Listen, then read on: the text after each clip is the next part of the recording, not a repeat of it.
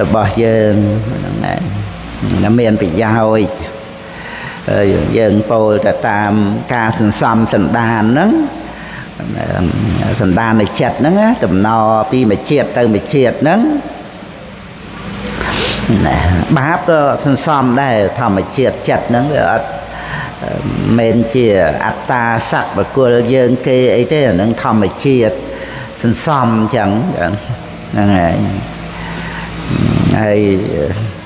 កាលណាបើមិនបានលះទៅដោយអរិយមគ្គទេអវិជ្ជាតណ្ហា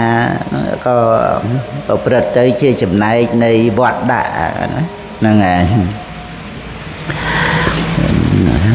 ដោយសារតែការសន្សំក្នុងសន្តានហ្នឹងសម្រាប់ទៅជាចេតនាកម្មទៅមិនមែនមានតែបញ្ញកម្មគឺបុណ្យឯណាបាបកម្មក៏មានដែរអាហ្នឹងក៏ត្រូវសន្សំអាហ្នឹងក៏ជាចំណុចមួយឲ្យពុទ្ធបរិស័ទយើងជ្រាបថាអត់មែនជាអត្តាទូខ្លួនយើងទេធម្មជាតិដែលសន្សំកម្មហ្នឹងណាព្រោះបើជាខ្លួនយើងអត់សន្សំបាបអត់សន្សំកិលេសអីអនុស័យអីអាសវៈអីហ្នឹងទេធម្មជាតិចិត្តវាសន្សំហ្នឹងហើយលោកប្រមូលតោសមូលមោហមូលជាឫសគល់នៃអកុសលកម្មហ្នឹងវាអាស្រ័យរួមនៅជាមួយនឹងចិត្តហ្នឹងឯងហ្នឹងហើយដោយព្រោះតែថាវាមិនមែនជាខ្លួនយើងអីទៅទេតែយើងគ្រាន់តែប្រើហ្នឹងឯងទៅប្រើការសន្សំសន្តានហ្នឹងព្រះពុទ្ធអង្គសម្ដែងមកឲ្យយើងប្រើប្រាស់ឲ្យបានជាប្រយោជន៍ប្រើចិត្តនឹងឯងប្រព្រឹត្តទៅដើម្បីអស់ចិត្តអស់វត្តដាក់ណាបរិនិព្វានដោយអនុបាទិសេសនិព្វានទៅគឺអស់ចិត្តហើយចតិចិត្តរបស់ព្រះសម្មាសម្ពុទ្ធព្រះបច្ចេកពុទ្ធព្រះអរហន្តព្រះអរហន្តសាវកហ្នឹងគឺថាអស់ចិត្តហ្នឹងឯងប្រើចិត្តហ្នឹងឲ្យសន្សំកុសលធម៌ប្រព្រឹត្តទៅដើម្បីអរិយមគ្គដែលជាវិវត្តៈគាមិនីកុសលហ្នឹងឯងប្រើចិត្តហ្នឹងគឺដើម្បីឲ្យសម្លាប់ចិត្តហ្នឹងផ្ដាច់ចិត្តហ្នឹងឯងរលាស់ចោលហ្នឹងឯងនិសរណបហានៈហ្នឹងឯងហ្នឹងក្នុងការដែលពុទ្ធបរិស័ទយើងជ្រាបយល់អំពីធម្មតាធัวធម្មជាតិទៅហ្នឹងគឺជាសច្ចធัวក្នុងព្រះពុទ្ធអង្គក៏មានជាអរិយសច្ចធัวបរមត្តសច្ចៈសភាវៈសច្ចៈហេតុផលបរមត្តអញ្ចឹងអត់មានវីសំបីតែព្រះសម្មាសម្ពុទ្ធបើព្រឹត្តទៅដែលសន្មតថាជាព្រះសម្មាសម្ពុទ្ធហ្នឹងគឺសន្មតនៅលើក្រសែនៃវត្តដាក់ហ្នឹងឯងចឹងដល់តែពេលព្រះអង្គបាននៅសัพពញ្ញុត្តញ្ញាណទៅក៏បញ្ញត្តិណាសម្មាសម្ពុទ្ធោហ្នឹងគឺបុគ្គលបញ្ញត្តិហ្នឹងឯងបុគ្គលបញ្ញត្តិគឺបញ្ញត្តិទៅលើខន្ធធាតុអាយតនៈហ្នឹងឯងព្រះអង្គនៅជាព្រះបរមពុរិស័ទនឹងតំណតភពជាតិវត្តសង្សារមកហ្នឹងឯងបញ្ញត្តិណាទៅលើខន្ធធាតុអាយតនៈហ្នឹងហៅថាឧបាទេយបញ្ញត្តិអាស្រ័យនឹងបរមត្តធัวហ្នឹងថាព្រះបរមពុរិស័ទព្រះអង្គបានសัพពញ្ញុត្តញ្ញាណជាព្រះសម្មាសម្ពុទ្ធដោយបរមត្តគឺប្រព្រឹត្តទៅជាវត្តទុក្ខទុក្ខសច្ចៈស្រ័យសមុទយៈហ្នឹងឯងវត្តទុក្ខហ្នឹងឯងហើយដល់ទៅអរិយមគ្គចម្រើនឡើងទៅហ្នឹងគឺមានការអស់ទៅនៃវត្តដាក់ហ្នឹងឯងព្រោះអស់ដោយអរិយមគ្គហ្នឹងកាត់វត្តដាក់ហ្នឹងសមុឆេតបហានៈទៅកាត់បច្ច័យដែលវានាំឲ្យមានកម្មដែលនាំឲ្យមានវិបាកហ្នឹងវាត្រូវកាត់ បច្ច័យព្រោះវត្តដតុកហ្នឹងវាប្រព្រឹត្តទៅជាបដិច្ចសមុបាទធัวវាមានបច្ច័យនិងផលរបស់បច្ច័យហ្នឹងវត្តដតុកហ្នឹងដល់អរិយមគ្គកាត់បច្ច័យគឺកិលេសអវិជ្ជាណាដូចភាពងងឹតអញ្ចឹងហ្នឹងហើយអរិយមគ្គហ្នឹងដូចពន្លឺអញ្ចឹងវាត្រូវកំចាត់ងងឹតហ្នឹងហើយអាហ្នឹងឯងកាត់វត្តដាក់សច្ចធัวគឺមានអញ្ចឹងដល់តែមានអរិយមគ្គកាត់វត្តដាក់ហ្នឹងទៅបានមានការអស់ទៅនៃវត្តដាក់ហ្នឹងអញ្ចឹងបានព្រះអង្គសម្ដែងនៅក្នុងអលកទូបមសូត្រដែលព្រះអង្គត្រាស់ថាតាំងពីដើមរហូតមកគឺតថាគតសម្ដែងតែពីទុក្ខនិងការរលត់ទុក្ខហ្នឹងគឺទុក្ខសមុទយៈរលត់ទុក្ខគឺមគ្គព្រះអង្គប្រកាសសច្ចៈ4ហ្នឹងឯងហ្នឹងឯងបើព្រឹត្តទៅជាហេតុផលបរមត្តក្នុងព្រះសម្មាសម្ពុទ្ធក៏ហេតុផលបរមត្តត្រឹមត្រូវសភាវៈសច្ចៈបរមត្តសច្ចៈអរិយសច្ចៈក្នុងព្រះបច្ចេកពុទ្ធក៏សភាវៈបរមត្តហេតុផលចិត្តចេតសិករូបហ្នឹងប្រព្រឹត្តទៅជាវត្តតុក្ខហើយនឹងការអស់ទៅនៃវត្តតុក្ខគឺមានតែប៉ុណ្្នឹងទេសាវកពុទ្ធព្រះពុទ្ធសាវកហ្នឹងក៏តែប៉ុណ្្នឹងអត់មានអីក្រៅតែពីហេតុផលបរមត្តហ្នឹងទេឬក៏ហេតុផលអរិយសច្ចៈមានហេតុ2ផល2តណ្ហាហើយនឹងមគ្គហ្នឹងជាហេតុហើយទុក្ខហ្នឹងជាផលរបស់តណ្ហាហើយនិរោធជាផលរបស់មគ្គផល2ហេតុ2បែងចែកគ្នាអញ្ចឹងលោកយៈសច្ចៈ2ទៅទុក្ខសមុទយៈលោកតរៈសច្ចៈ2ដែរទៅនិរោធហើយនឹងអរិយមគ្គហ្នឹងឯងតែបើចែកសង្កតៈអសង្កតៈសច្ចៈ3ជាសង្កតៈទុក្ខសមុទយៈហើយនឹងអរិយមគ្គហ្នឹងឯងមានតែនិរោធទេមួយហ្នឹងជាលោកតរៈអសង្កតៈអរិយមគ្គជាលោកតរៈដែរតែជាសង្កតៈមានបច្ច័យតតែងហ្នឹងឯងចឹងបានព្រះពុទ្ធដីកាក្នុងប្រសូតក្នុងព្រះគាថាធម្មបទដោយក្នុងមគ្គវៈអីហ្នឹងព្រះអង្គរំលឹកអំពី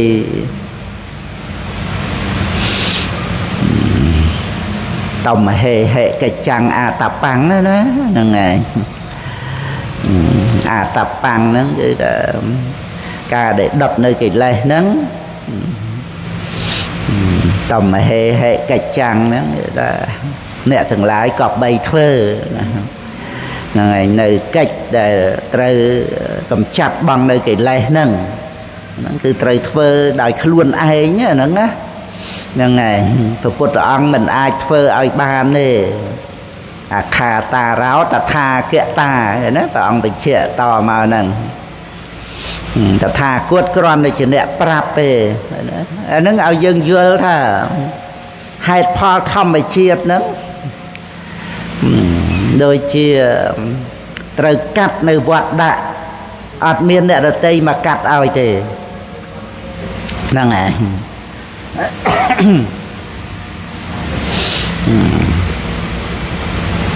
ដោយយើងត្រូវទៅធ្វើអត្តសញ្ញាណប័ណ្ណឬក៏លិខិតឆ្លងដែនអីចឹងត្រូវទៅថតមុខថតរូបអីចឹងទៅហ្នឹងឯងអាហ្នឹងគ្រាន់តែប្រៀបធៀបអីចឹងទៅទេរឿងក្នុងលោកហ្នឹងចេះតែមានករណីយកិច្ចពិសេសចេះចុះអីចឹងទៅហ្នឹងហើយអ្នកតូចអ្នកធំអ្នកឈឺអ្នកជាអីក៏ដោះស្រាយសម្រួលតាមហ្នឹងនេះគ្រាន់តែលើកមកបញ្ជាក់ថាយើងត្រូវទៅធ្វើដោយខ្លួនឯងចឹងណាទៅថតរូបថតអីហ្នឹងឯងដើម្បីប្រព័ន្ធទំនើបសពថ្ងៃហ្នឹងក៏ chẳng tình rồi sim khá tu sập ấy pi chậm ngày ấy có cái ai thọt mục thọt cả thọt ấy nâng nhà từ ai kia chẳng thầy nâng chậm bạch từ miền mà cha mua niềm đòi to đòi chấm pua nâng ngày nâng cái đàn để nông đầy priệp tay đòi màu cho bạc luôn mà pin mà rồi phệ rồi ạt miền cài prai ạt miền cả này lợt lên ai thà nẹt đợt tây phơi chẩn nu hay ai bán riêng trong lộc nó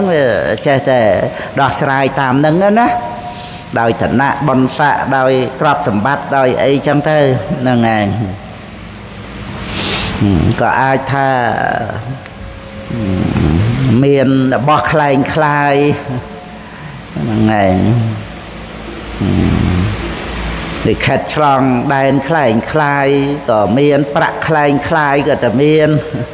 là ngày chết vơ chẳng thơ té chấm pua ca để dân trơ bưng luôn dân đấy cứ ạt miền khai khai về ạt miền nè tôi nè thông tại chia tê và đa và anh ấy prai ẩm na ấy ơi nè đợt tây thơ ơi rư có thà chia bộ phút ở bay đa chia bộ phút ở miệt đa ấy chẳng bộ phút ở ông top xong xong và côn và ông là thơ này thoai và kênh chun ấy cứ ạt miền nên ngày ở dân vô trăng đây và ông tầm đây tầm mà hệ cái chăng à ta băng kha ta rau ta tha cả ta đó nhá trăng a tập băng nó riêng để tha trời chỉ diêm đập nơi cái lê đó nè thằng lái trời thơ rồi luôn anh ta tha cốt con tay chỉ nè prap pe kha ta rau nó rồi prap này còn ta tha cốt thằng lái cứ cục ong này ong ong ná đôi tại ong na chẳng cứ presma samput ai phơ ao nhà na bàn thế sùng bấy để phải put từ miệt đa put từ bay đà put từ ao ro anh tre hol cho can nua lần đập bay presa nọ rồi cua để tha và put từ ao ro dáng lươn chạp ấy đó bản đất xa mà nê sao pa cạ xa mà nê ấy này lươn rồi ha nè sống nè xa mà nê ông xên tiệt ông khá tăng pi phải chuồn pram cho năm nơi trong áp tiền đó hơi mà ông nó bạn này say từ tu và trai giờ nạ cùng màu du ấy mình bạn này say từ tôi trầm mà say thành đây ấy thế mùi xoăn khay mà say thành đây bạn này say này và trai nạ cùng nâng hay đào từ nâng coi lơ plơ mà đai mà tiền trai nạ cùng đập và thua nóលោកសម្រាប់ព្រះរហ័តអង្គទ្រង់ប្រទានឲ្យឧបសម្បទាទៀតទេយជ្ជៈឧបសម្បទាហ្នឹងគឺជាសម្បត្តិរៀងអង្គរៀងខ្លួនមកអញ្ចឹងដោយឧបនិស្សយបច្ច័យហ្នឹងឯងសំខាន់ណាក្នុងមហាបដ្ឋានហ្នឹងបច្ច័យសំខាន់ជាងគេមហាបទេសហ្នឹងគឺបកតោបនិស្សយបច្ច័យហ្នឹងឯងចឹង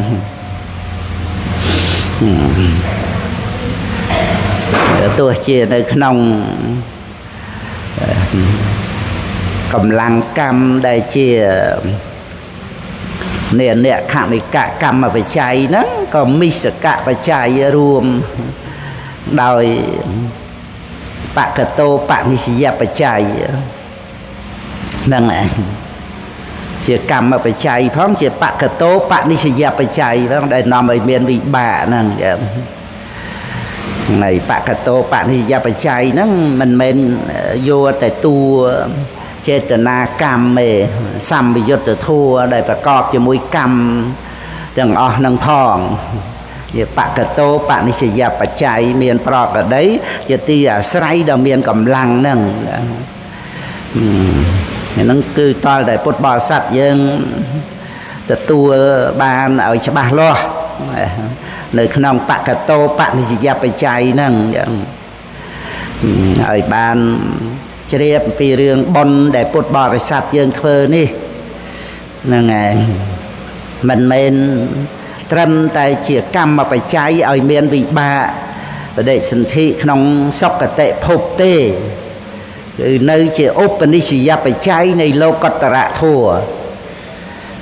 ពីព្រោះអត់មានអត្តាខ្លួនយើងអីអ្នកចម្រើនអរិយមគ្គអត្តាខ្លួនយើងអីចម្រើនតែវិបស្សនាទៅហ្នឹងហើយមិនបាច់ទៅធ្វើបុណ្យអីផ្សេងទៀតទេនាំឲ្យជាប់ជំពាក់ក្នុងភពចម្រើនតែសតិប្បដ្ឋានវិបស្សនាឬក៏ថាមានសមថៈជាបាបតែប៉ុណ្្នឹងទៅហ្នឹងហើយអាហ្នឹងវានៅក្នុងគំនិតមានខ្លួនយើងអ្នកធ្វើកាលណាបើអប់រំចម្រើនបានទៅតែប្រធានដឹងបរមត្តធัวតាមពិតដឹងបច្ច័យតាមពិតទៅគឺអត់មាន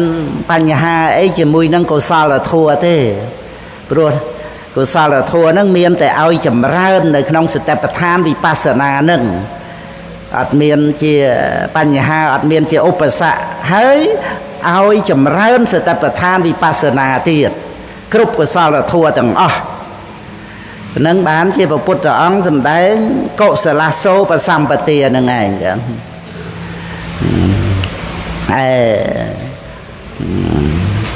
បាបវិញអានឹងចូលនៅក្នុង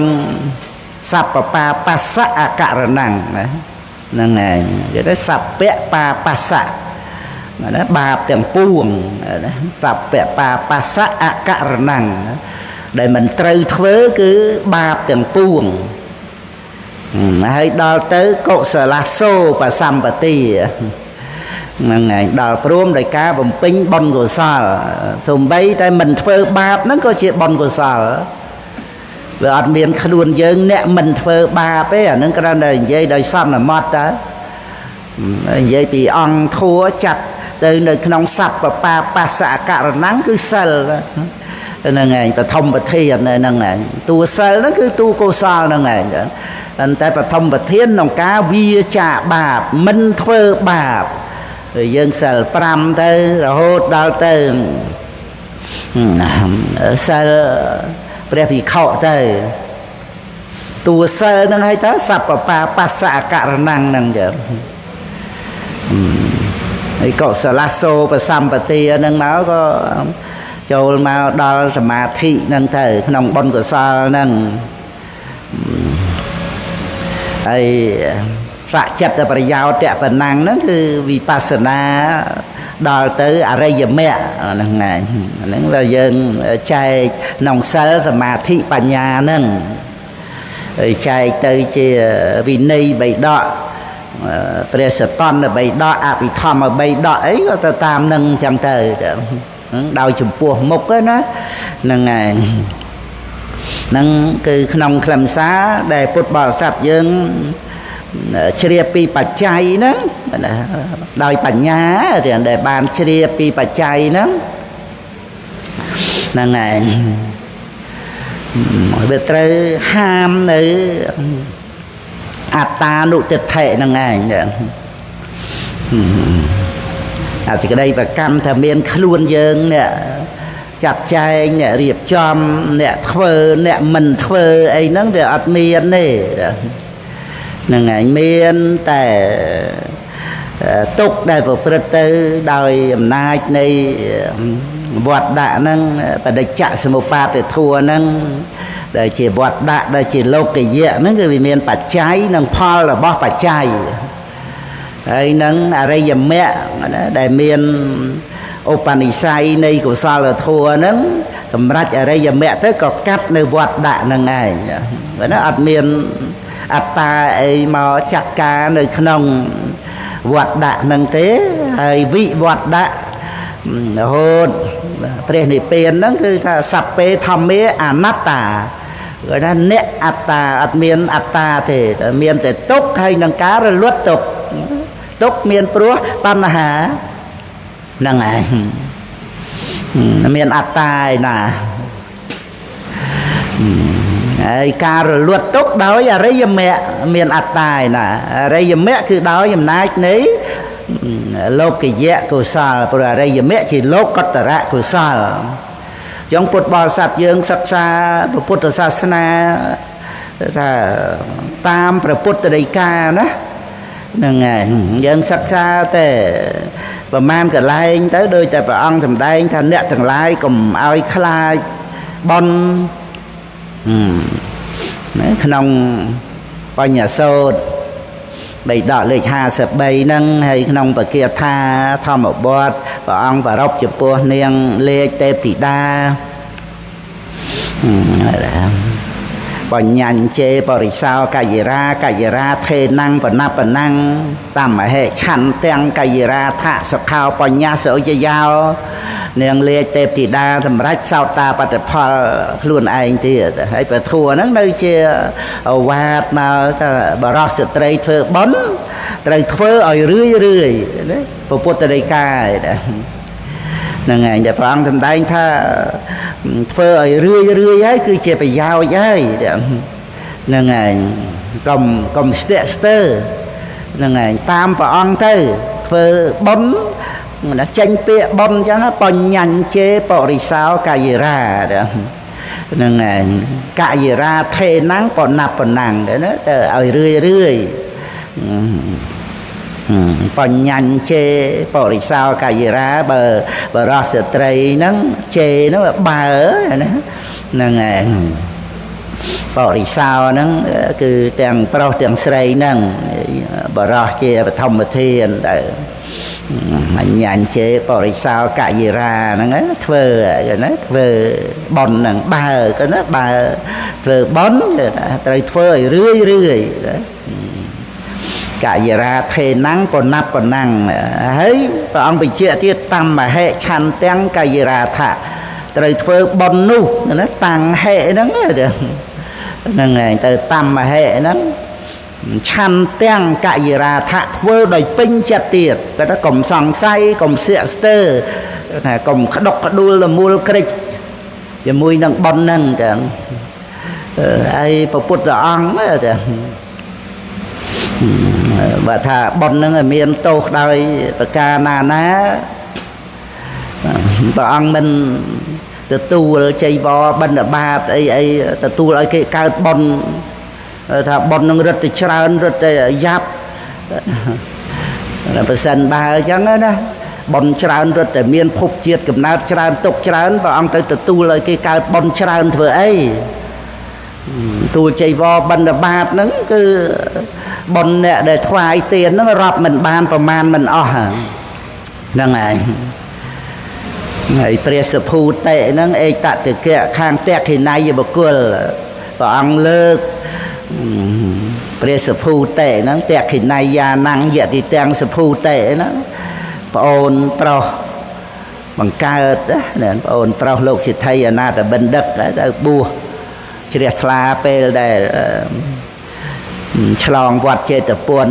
ធ្វើពិធីបុណ្យឆ្លងទៅឆ្លងឡើង9ខែទេមិនមែនគ្រាន់តែ4ថ្ងៃទេ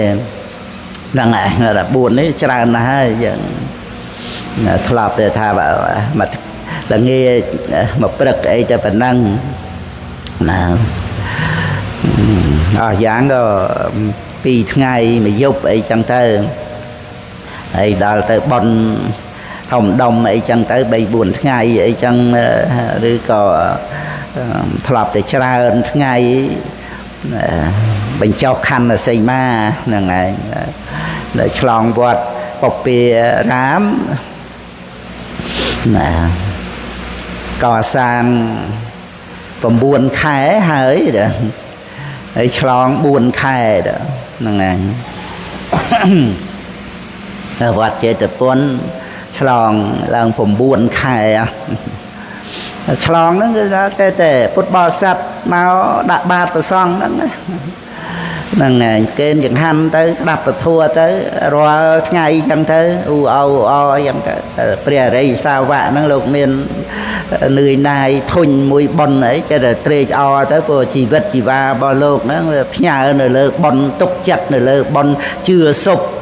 ជ្រះថ្លានឹងពុទ្ធធម៌ប្រសង់ស្លាប់រស់អីនៅក្នុងប៉ុនហ្នឹង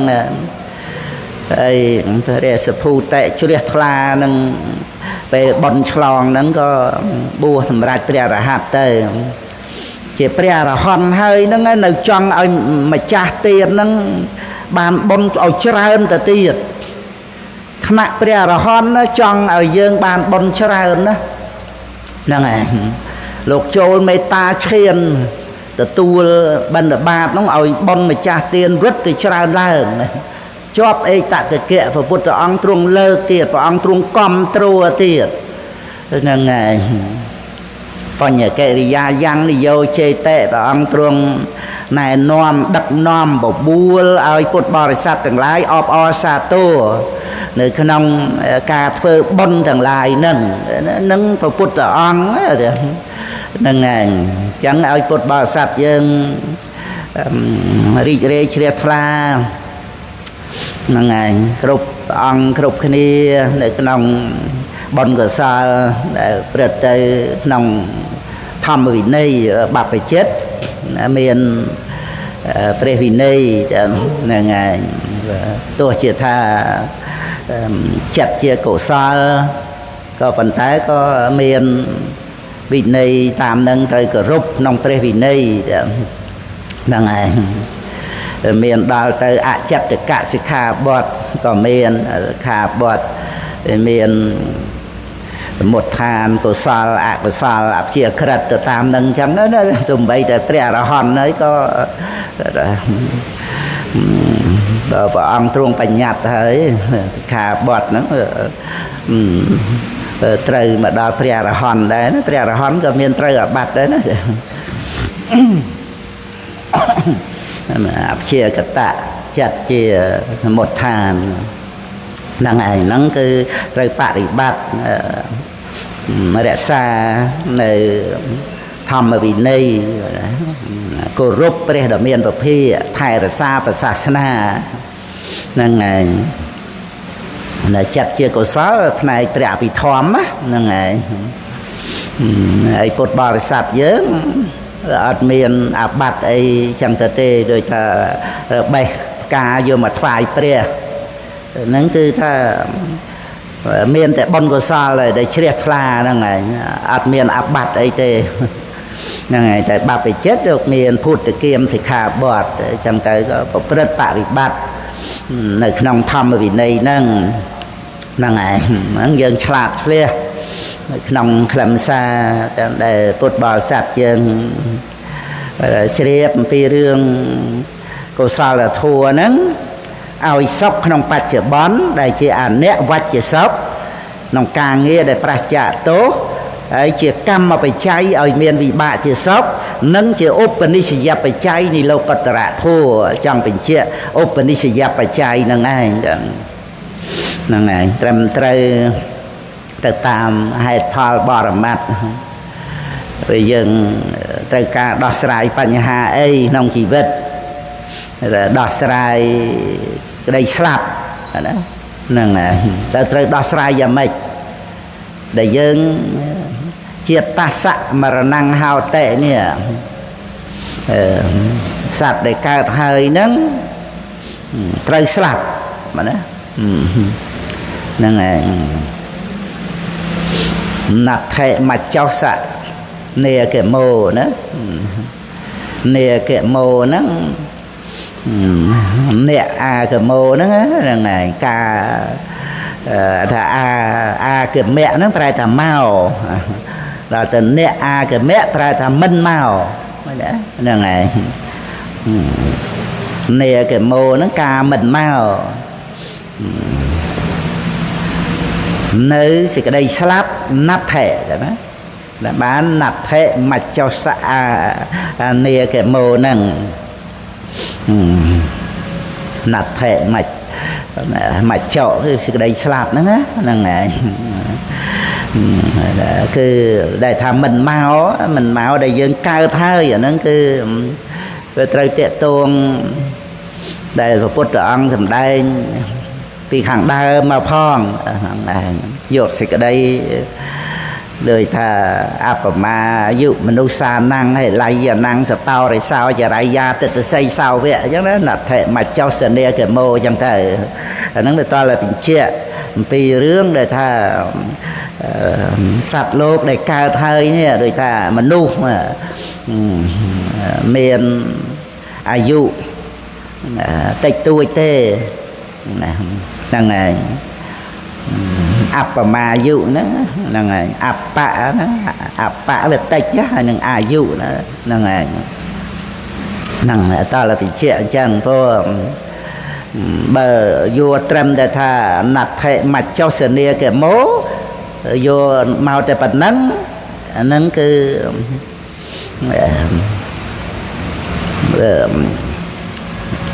វាអត់អស់សេចក្តីទេហ្នឹងហើយមកអំពីមានព្រះនិព្វានដែលមិនមានមច្ចៈអញ្ចឹងតើបញ្ជាក់ថាការមិនមកនៅសេចក្តីស្លាប់ហ្នឹងមិនមានអាហ្នឹងគឺបញ្ជាក់នៅក្នុងវត្តដាក់ហ្នឹងហើយដូចជា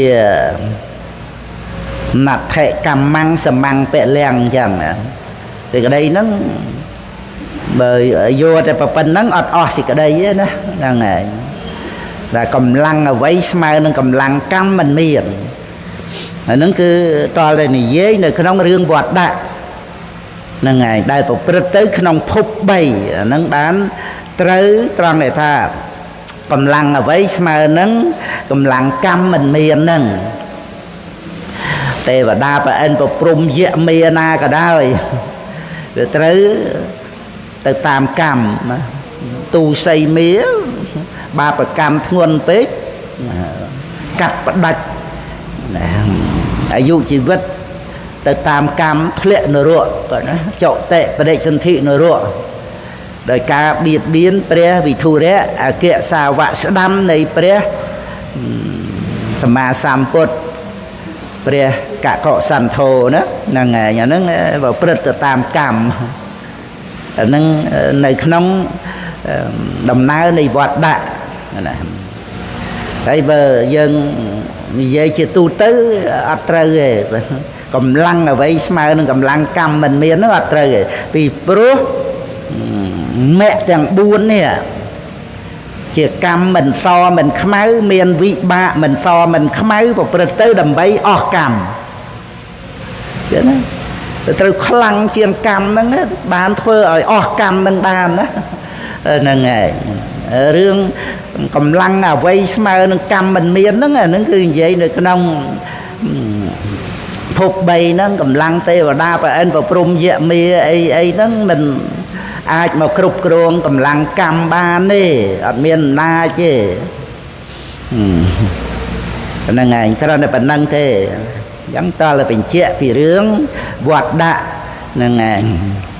ក្នុងភព3ហ្នឹងប្រព្រឹត្តទៅដោយអំណាចនៃកម្មហ្នឹងហ្នឹងហើយអាហ្នឹងរបៀបអញ្ចឹងដូចជាណដ្ឋិមច្ចោសនេកមោការមិនមកនៅមច្ចៈមិនមានអាហ្នឹងគឺតលបញ្ជាក់អំពីរឿងអបមាយុមនុស្សសាណੰតែនិយាយអំពីរឿងកំណើតដែលកើតមកហើយហ្នឹងហ្នឹងហើយអញ្ចឹងអាយុហ្នឹងក៏តិចបរោះល្អហ្នឹងគឺថានឿយណាយនឹងអាយុជីវិតហ្នឹងហើយឡាយអាណੰសបោរិសោបរោះល្អសប្បុរសមនុស្សល្អមនុស្សដែលមានសតិបញ្ញាហ្នឹងវានឿយណាយធុញទ្រាន់វាមិនដឹងថាទៅអោបប្រសោតទៅត្រេកអររីករាយអី ទៅបរិភោគខ្សែផ្សោយអីអាណាខ្សែផ្សោយហ្នឹងក៏វាមិនមែនជាតួខ្លួនទៅទៀតគ្រាន់តែវេទនាសោយរួចទៅកន្លងទៅអត់មានបានជាប្រយោជន៍អីចឹងនឿយណាយហ្នឹងនឿយណាយទៅជាមួយគ្នានឹងអកុសលហ្នឹងជាមួយគ្នានឹងសង្ខារធัวហ្នឹងតែប្រើប្រាស់ណាមិនមែននឿយណាយហ្នឹងអត់ធ្វើបុណ្យទេនឿយណាយហ្នឹងគឺថានឿយណាយដោយកុសលកុសលហ្នឹង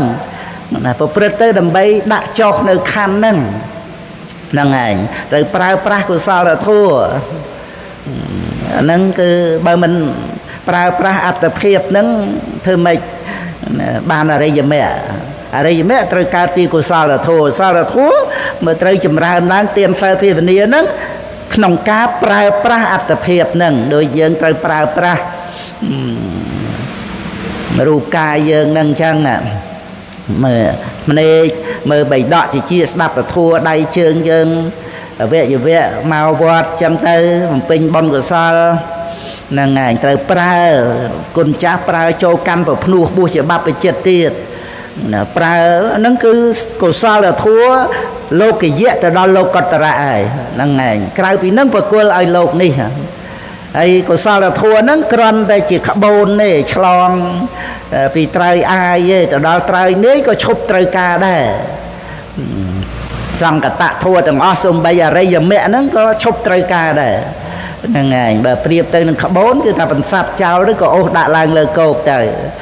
ហើយដោយបរមត្តអរិយមគ្គកើតឡើងហើយរលត់ទៅអត់មានអប់រំចម្រើនអរិយមគ្គអីទៅទៀតទេអស់ត្រឹមអរហត្តមគ្គហ្នឹងហើយហ្នឹងហើយ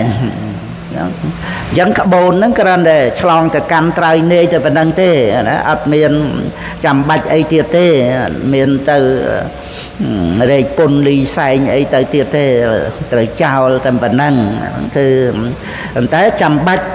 ណាដែលយើងត្រូវការឆ្លងទៅហ្នឹងចាំបាច់ត្រូវក្បូនហ្នឹងឯងបានជាយើងត្រូវប្រើប្រាស់អត្តភាពហ្នឹងដើម្បីសាងក្បូនហ្នឹង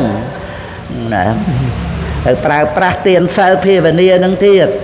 ហ្នឹងឯងឧបករណ៍ដូចថាយើងត្រូវការសាងក្បូនហ្នឹងហ្នឹងឯងមានឧបករណ៍សម្រាប់សាងហ្នឹងទានសិលភាវនាហ្នឹងហ្នឹងឯងដើម្បីឲ្យបានសម្រេចលោកតរៈធัวហ្នឹងរួមជាមួយគ្នានឹងអត្តភាពដែលកើតក្នុងសុគតិភពហ្នឹងសិតតែជាគ្រឿងប្រើប្រាស់ទាំងអស់ហ្នឹងឲ្យសម្រេចអរិយមគ្គហ្នឹងឯងជាក្បូនហ្នឹងដែលបរោះល្អលោកនឿយណាយហ្នឹងគឺថាមិនមែននឿយណាយទៅជាយល់ខុសថាបុណ្យក៏មិនធ្វើបាបក៏មិនធ្វើអីចឹងមិនមែននឿយណាយចឹងទេនឿយណាយហាមឃាត់បាបដោយសង្វរៈការសង្រួមគឺបុណ្យកុសល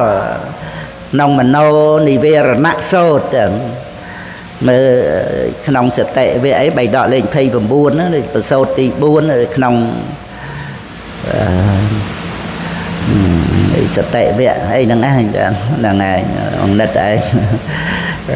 ត្រួតមើលផងមើលហ្នឹងឯងមโนនិវេរណសូត្រហ្នឹងទេវតាមកប្រកាសថាបុណ្យក៏មិនធ្វើបាបក៏មិនធ្វើតែហ្នឹងព្រះថាលោកប្រាប់ថាជាអនិយានិកធัวហ្នឹងឯងអត់មែនជានិយានិកធัวដឹកនាំសត្វឲ្យរួចផុតចាកទុក្ខទេហ្នឹងឯងពីព្រោះតើព្រះអរហន្តណាដែលអត់មានបុណ្យកុសលហ្នឹងគឺដោយសារថាអត់មានបាបហ្នឹងឯងអស់បាបទៅយ៉ាងទៅកិច្ចការងារនៃបុណ្យកុសលហ្នឹងក៏ត្រូវបញ្ជាប់ទៅអត់មានបាបដែលត្រូវលះណាហ្នឹងឯងហើយដល់ទៅនៅមានបាបអញ្ចឹងចាំបាច់ត្រូវតែធ្វើបុណ្យហ្នឹងឯងបើអត់ធ្វើបុណ្យអត់មានពាក្យថាមិនធ្វើបាបណាហ្នឹងហើយអត់មានពាក្យហ្នឹងទេវាមានតែមិច្ឆាទិដ្ឋិដែលយល់ថាខ្លួនឯងនឹងឯងអ្នកមិនធ្វើបាបហើយបុណ្យក៏មិនធ្វើកុំឲ្យកើតក្នុងភពថ្មីទៀតហ្នឹងគឺមានតែការប្រកាន់ខ្លួនឯងហ្នឹងអ្នកដែលមិនធ្វើបុណ្យហ្នឹងហើយមិនធ្វើបាបតែដោយបរមត្តធัวគឺមិនធ្វើបាប cái này pro ban khơi bẩn là nó dây chọp từ đây bành nhạt bò là mặt rất cứ tha cộ so là thua cao là liệt ba bạc của sở là ngày admin mình thuê ba đôi bà ca rồi tây na cái tây pi cộ so thế tăng pi lùm đáp lô cái dễ rồi hốt đào tới lô cọt ra bất mến tè cộ so chỉ lô cái dễ đại liệt bằng nơi bạp nâng đôi về khăm và nắp và hàn á tạ tiền kẹp và hàn á là ngày mình đặt rư cô cả đời phần té cô sao là thua đó nghe chỉ Upanishad phải cháy đây sẽ tập than Vipassana nên ngày chia phải giao chia Upakara chân admin tu luôn ấy dương để nâng tha trời từ phơi sẽ tập than Vipassana đòi mình chăm bạch phơi bon của sao ấy cứ admin sầm ma tới thể na tới chặt chay khai tiền khai sel ấy để ao cao được không phúc ấy từ nâng thế là ngày phi pro ca để dương ban được không sốc cái tệ phúc nâng ảnh có dương prao prapal là bỏ bòn nâng mơ dương prao phê mơ bày đọ prao thì chia đập và thua ấy nâng ảnh ai ao sầm rạch mẹ pha nông chiết nâng bàn bơ mình bàn thế có dương trâu té bưng bẹ pha là bỏ bòn nâng tới chiết cào tiệt nâng ảnh mình mến chia riêng kề o để chụp ngục được nông phúc về tại chăm bách trâu cá sọc cái tệ phúc đầm bấy sang prum mà diện và đối cho chiết nâng dân trâu cá ruột duôn nâng ảnh đầm bấy phơi đầm na từ bon từ tiền ấy này nâu nông mầm non nâng này mầm pin bon của sa đời tràn tôi chỉ dân pra ấy nó có dân miền mầm non đầm bay nâng mầm pin bon của sa ấy nâng chẳng thể đời bột bò sạch dân ấy lục cha Potika cha phải nhà chột tàu ấy chẳng lục miền ruột dườn nó cứ nông bầm non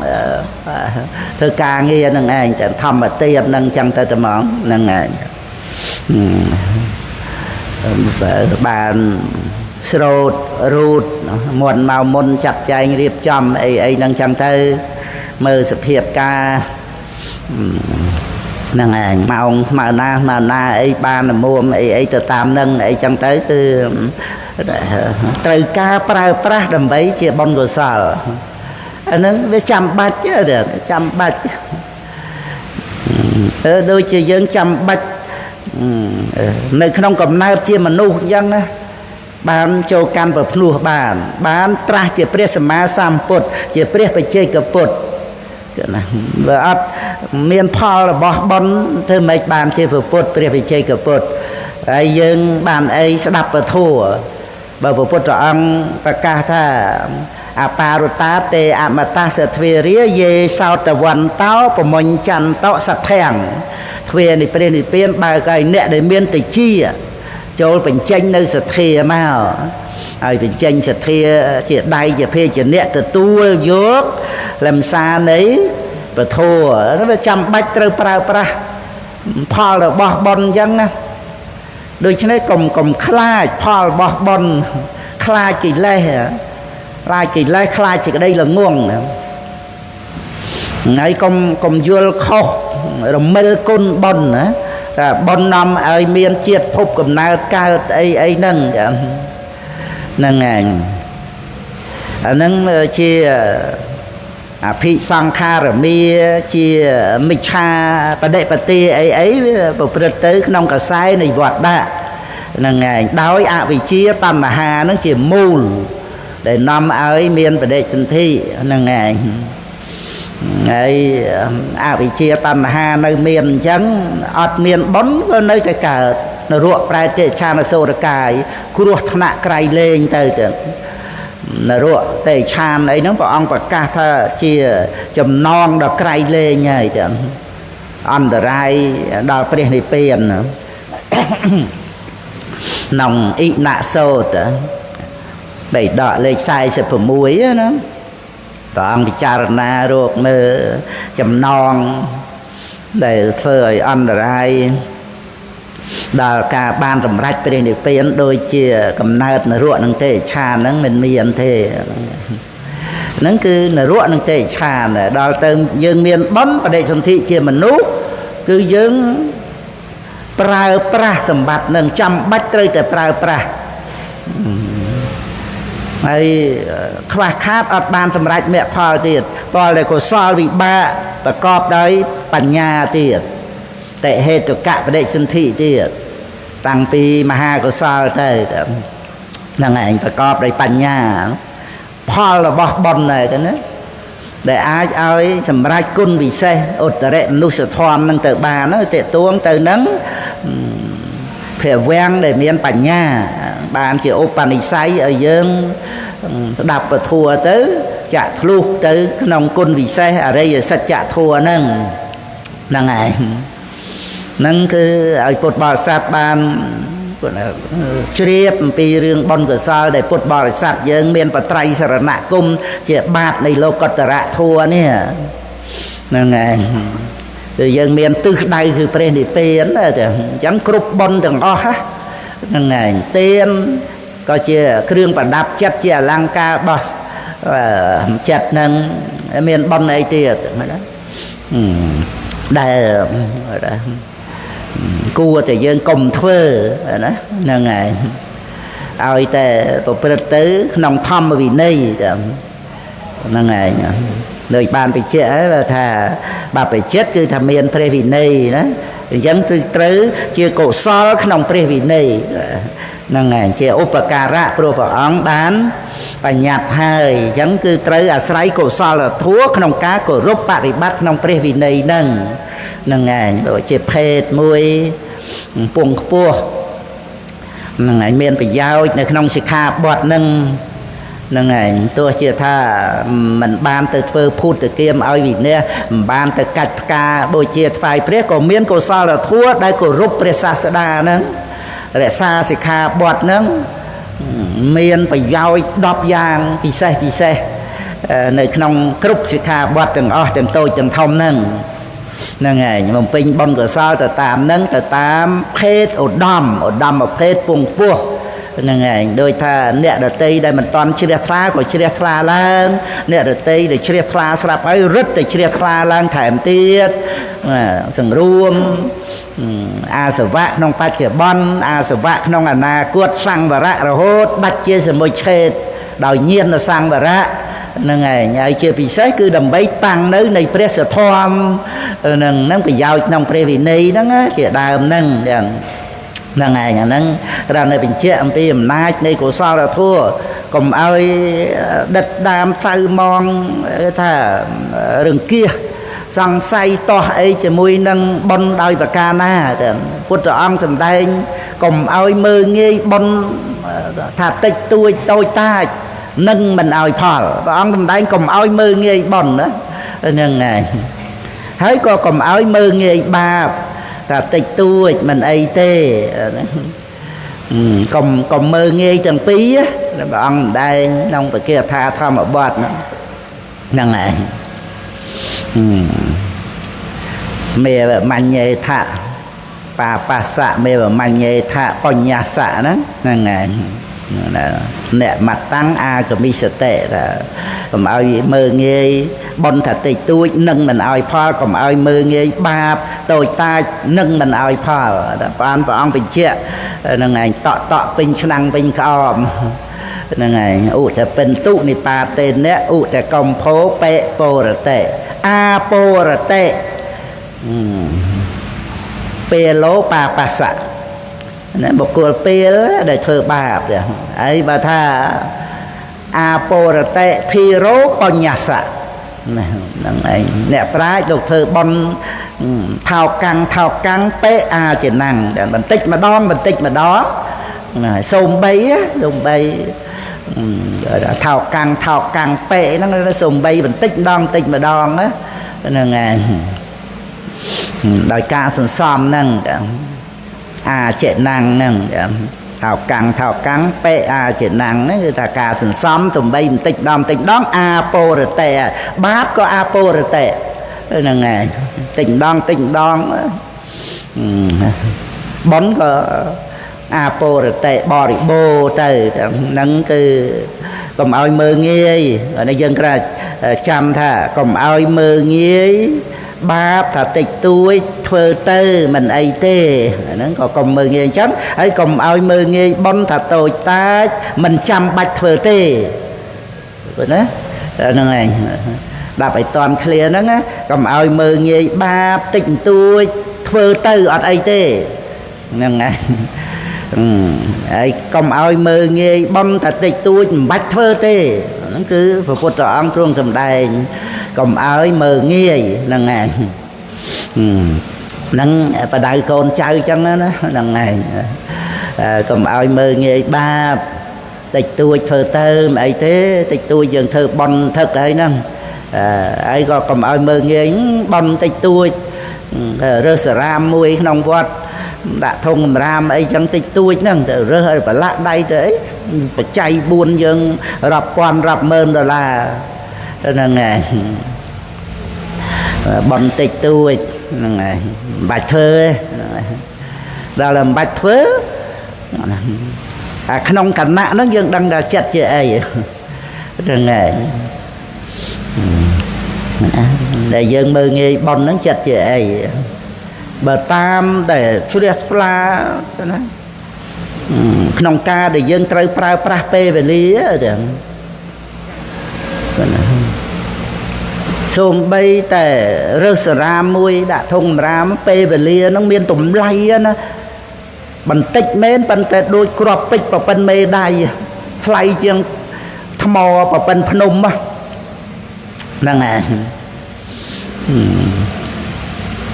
pe về lý cha lục gặp tha trầm tại mẹ pra nó pe về lý chỉ mẹ pra cô này nó cứ vậy và đai ấy pra pe về lý rồi từ tu tiền nó về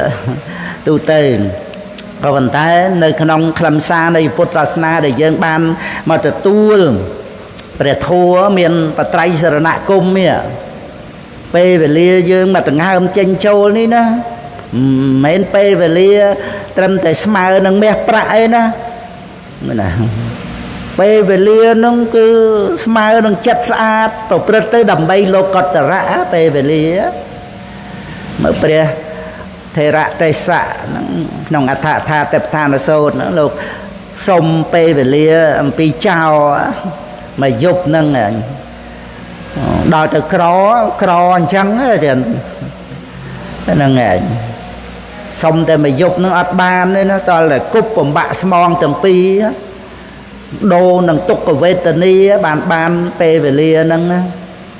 nâng hay lúc pra ban sầm rách pe ra hạt đó cái nói pe về lia miền tầm lay nâng từ cho nên đặt tiền con trai giờ nâng cầm áo chia pe về lia men cầm áo chia để trap sầm bát thế pe về lia mà ngay mà phay buôn mau pra có mình pra có nâng ngày cứ trừ trai chia phải chăm bong buôn ao mặt trời bây giờ cao máu không đàn đây này mặt trời nâng về bên để dương miền bon chua ạt tập hiệp nâng vô mà pra bằng để pra không đàn đây này mặt trời bong buôn ở mặt trời mà ngay cắt chỉ vật mà phay buôn máu buôn thay tiết á men buôn dương tức phơn ruột yuan ấy tình tôi nó nghe nè mà ngay cứ trời bong buôn mà phay buôn máu nó chỉ vật cứ pe về lia cứ chỉ vật á ta dương chấm đanh rư khát bây giờ vô tới pra ôi cột thona cây lên nhờ nè ពេលវេលាហ្នឹងក្រំតែប្រៀបដូចថាប្រាក់ហ្នឹងហើយប្រាក់មនុស្សយើងចង់បានប្រាក់ហ្នឹងមិនមែនមានតែអានិសង្ឃមិនមែនមានតែគុណមិនមែនមានតែប្រយោជន៍ទេពុទ្ធបរិស័ទយើងមានសទ្ធាគ្រាន់តែបានយកមកទំនុកបំរុងបច្ច័យ4ដល់ប្រសង់កសាងកុដិសាលាខ្លោងទ្វាររបងអីចឹងទៅផ្លូវថ្នល់អីហ្នឹងហ្នឹងហើយកសាងក្នុងវត្តសរុបថវិកាអស់$25,000ណា746ទៀតណា$25,746ចឹងហ្នឹងហើយហើយបង្គោលមេក្រូមួយកម្ពស់25ម៉ែត្រហ្នឹង$4,100បន្ទប់ទឹកហ្នឹងហើយប្រគល់អនាម័យ4ហ្នឹង$13,500សរុបទាំងអស់ទៅជាង$40,000ហ្នឹងហើយ$43,346ហ្នឹងហើយហើយនៅមានហ្នឹងហើយលើខាងនេះដូចនៅមានខ្វះអីផងហ្នឹងហើយហ្នឹងហើយខ្វះច្រើនផងណា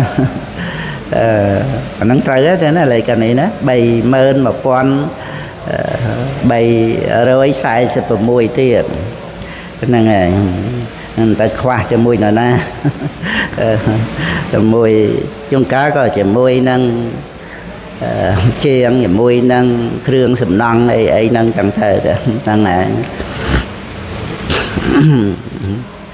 ប៉ុន្តែក្នុងការដែលរៀបចំទីវត្តអារាមហ្នឹងឲ្យបានជាបកតោបនិស្សយបច្ច័យ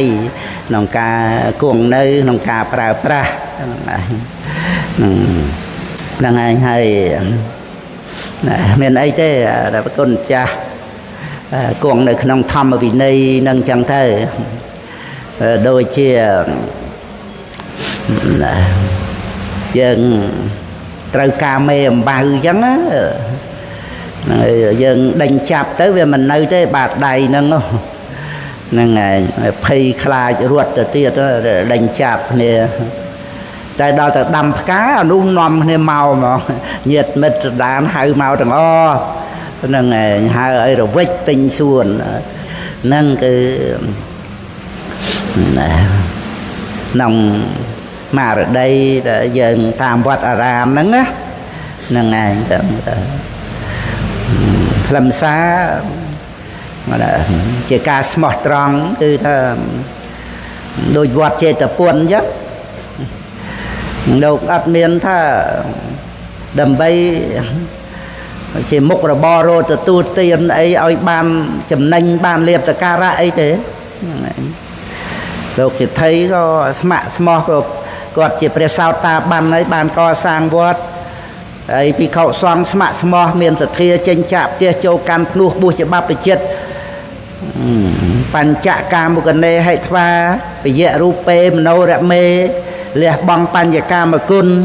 មានសភាពគួរជាទីស្រឡាញ់ជាទីមនោរម្យពុទ្ធបរិស័ទបាសកបាសិកាដាប់ពធัวបានត្រាស់ដឹងអរិយសច្ចធัวដល់ចឹងទៅទីវត្តចេតពុនហ្នឹងទៅជាទីកន្លែងដែលអ្នកស្រុកសិទ្ធិសិទ្ធិមហាសិទ្ធិពរាជាទំនប់បំរុងដោយបច្ច័យ4ហ្នឹងដូចមេអំបៅអញ្ចឹងទៅរកការដែលប្រព្រឹត្តល្អរបស់ពុទ្ធបរិស័ទហ្នឹងព្រះធមានពភាគង់នៅប្រើប្រាស់ទៅក្នុងទីវត្តហ្នឹងពុទ្ធបរិស័ទបូជាកន្លែងណាក៏នឹកថ្វាយព្រះថ្វាយព្រះសង្ឃបូជាពធัวភិក្ខុសង្ឃព្រះអរហន្តហើយពុទ្ធបរិស័ទជាព្រះអរិយបុគ្គលហ្នឹង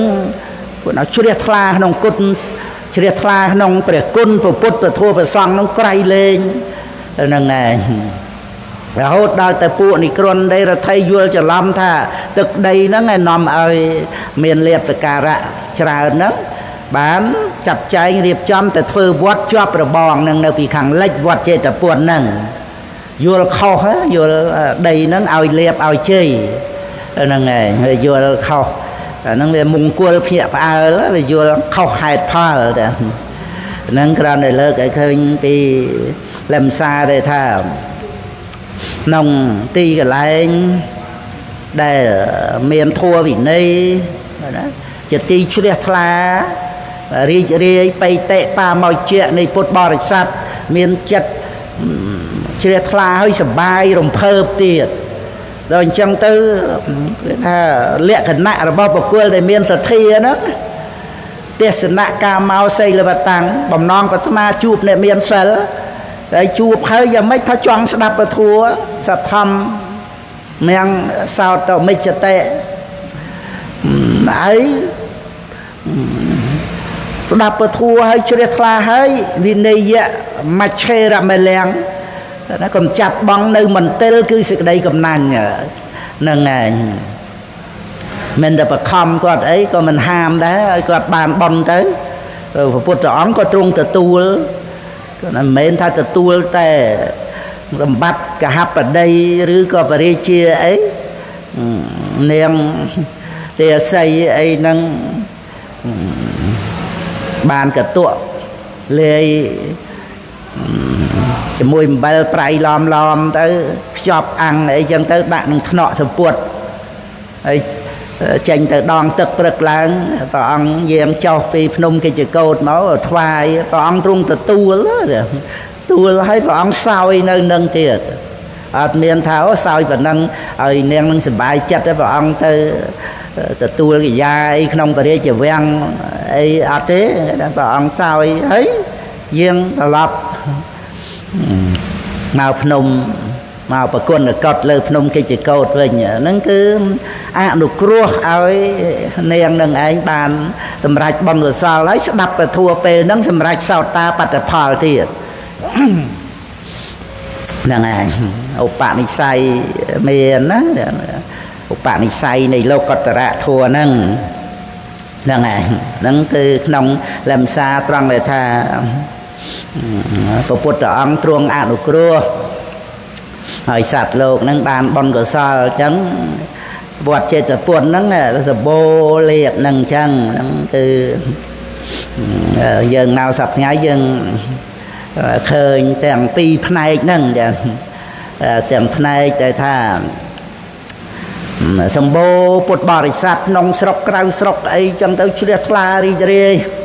ហ្នឹងឯងរហូតដល់ទៅថាមិនហ៊ានបរិភោគប្រើប្រាស់អីខ្លួនឯងបណិតចិត្តចង់អីទៅទេបើដល់ឆ្លងកាត់ជីវិតមកក៏ចម្រើនវ័យចាស់អីមកដែរទៅវាមិនចង់សប្បាយត្រេកអររីករាយអីទៅមិនសមតែប្រាក់បានយកមកវត្តនោះឯងតាមតែជ្រះថ្លានឹងចឹងទៅហ្នឹងសម្បូរចឹងទៅហ្នឹងឯងហើយកសាងអីធ្វើអីក៏មានអ្នករាប់ចឹងទៅជួនកាលលោកយាយហ្នឹងគាត់ទៅនៅវត្តហ្នឹង4 5ឆ្នាំ10ឆ្នាំគាត់ពេញចិត្តចឹងទៅរាប់តែថាគាត់មានដីលក់1លាន2លានដុល្លារអីចឹងទៅគាត់មានយកទៅធ្វើអីហើយកូនថាអត់ទេកូនគេមានអស់ហើយហ្នឹងឯងតែស្រេចតែម៉ែទៅគេអត់ឲ្យម៉ែធ្វើបុណ្យកូនហ្នឹងមិនមែនថាចេះឆ្អែតទេណាតែប៉ុន្តែដោយមានកតញ្ញុតាធម៌ណាហ្នឹងឯងតបស្នងសងគុណម៉ែថាឲ្យចេះឆ្អែតទេសម្បត្តិក្នុងលោកហ្នឹងសម្បត្តិស្ដេចចាក់ហើយចង់ទៅដណ្ដើមសម្បត្តិប្រអិនទៀតទៅបរិជាបុត្រហើយធ្វើឃាតប្របីដាដណ្ដើមរាជទៀតទៅបងប្អូនបង្កើតសម្លាប់គ្នាណាមិនចេះឆ្អែតឯងទេតែតលតែមានសន្តោសតលតែមានកតញ្ញុតាធัวតលតែមានគុណធัวអញ្ចឹងម៉ែគាត់មានយកធ្វើអីហ្នឹងឯងហើយជ្រះថ្លានៅវត្តនឹងស្រាប់ផង ก็สร้างศาลามวยtới 1 លាន 2 លានដុល្លារអីចឹងទៅធំប៉ុណ្ណានៃនឹងគ្រាន់តែលើកឧទាហរណ៍ណាហ្នឹងហើយព្រះវិហារទៅអីទៅហ្នឹងគឺគុណចាស់ក៏ប្រព្រឹត្តធម្មវិន័យនៅយ៉ាងសុខស្រួលចឹងទៅហ្នឹងហើយនៅលើលោកគ្រូអាចារ្យអ្នកកម្មការអីចឹងទៅហ្នឹងហើយហ្នឹងគ្រាន់តែលើកឡើងក្នុងបច្ចុប្បន្នក៏យើងឃើញអញ្ចឹងហើយដល់ទៅវត្តខ្លះទៀតអំបាណាក៏នៅឆ្ងាយផងហើយដូចថាអត់មានផ្កាអីឲ្យមេអំបៅទៅរអីចឹងណារបៀបចឹងណាហ្នឹងហើយហើយណាមួយតេតួងដូចថាខ្វះប៉ុនណាបួសជាភិក្ខុឲ្យខ្វះប៉ុនក៏តែមានដែរខ្វះប៉ុនមកខ្វះបច្ច័យ4ហ្នឹងដូចលោសកៈភិក្ខុអីចឹងរហូតព្រះអរហន្តហើយហ្នឹងនៅតែមិនដែលបានឆាន់ឆ្អែតថ្ងៃណាក៏មិនដែលបានឆាន់ឆ្អែតទាំងស្គមហើយក៏បរិនិព្វានទៅទាំងក្មេងហ្នឹងឯងចឹងទៅតែបានឆាន់ឆ្អែតម្ដងក្នុងថ្ងៃបរិនិព្វានហ្នឹងដែលព្រះសិរីបុត្រជួយឆ្អែតហ្នឹងបង្អែមផងនេះបង្អែម4មុខព្រះសិរីបុត្រនិមន្តទៅបិណ្ឌបាតនៅព្រះបរមរាជវាំងហើយព្រះសិរីបុត្រកាន់បាតទៀតកាន់បាតឲ្យយកឆាន់ទៀតលេងបាតទៅបាត់អស់ទៀតហ្នឹងហើយចង្ហាន់អីហ្នឹងហ្នឹងបាបចាក់ចង្ហាន់ព្រះអរហន្តចោលមកnữaហ្នឹងហើយលោសិកៈវិខហ្នឹងទទួលទុក្ខលំបាកជាច្រើនជាតិណាស់មកហើយរហូតមកដល់ព្រះអរហន្តហើយហ្នឹង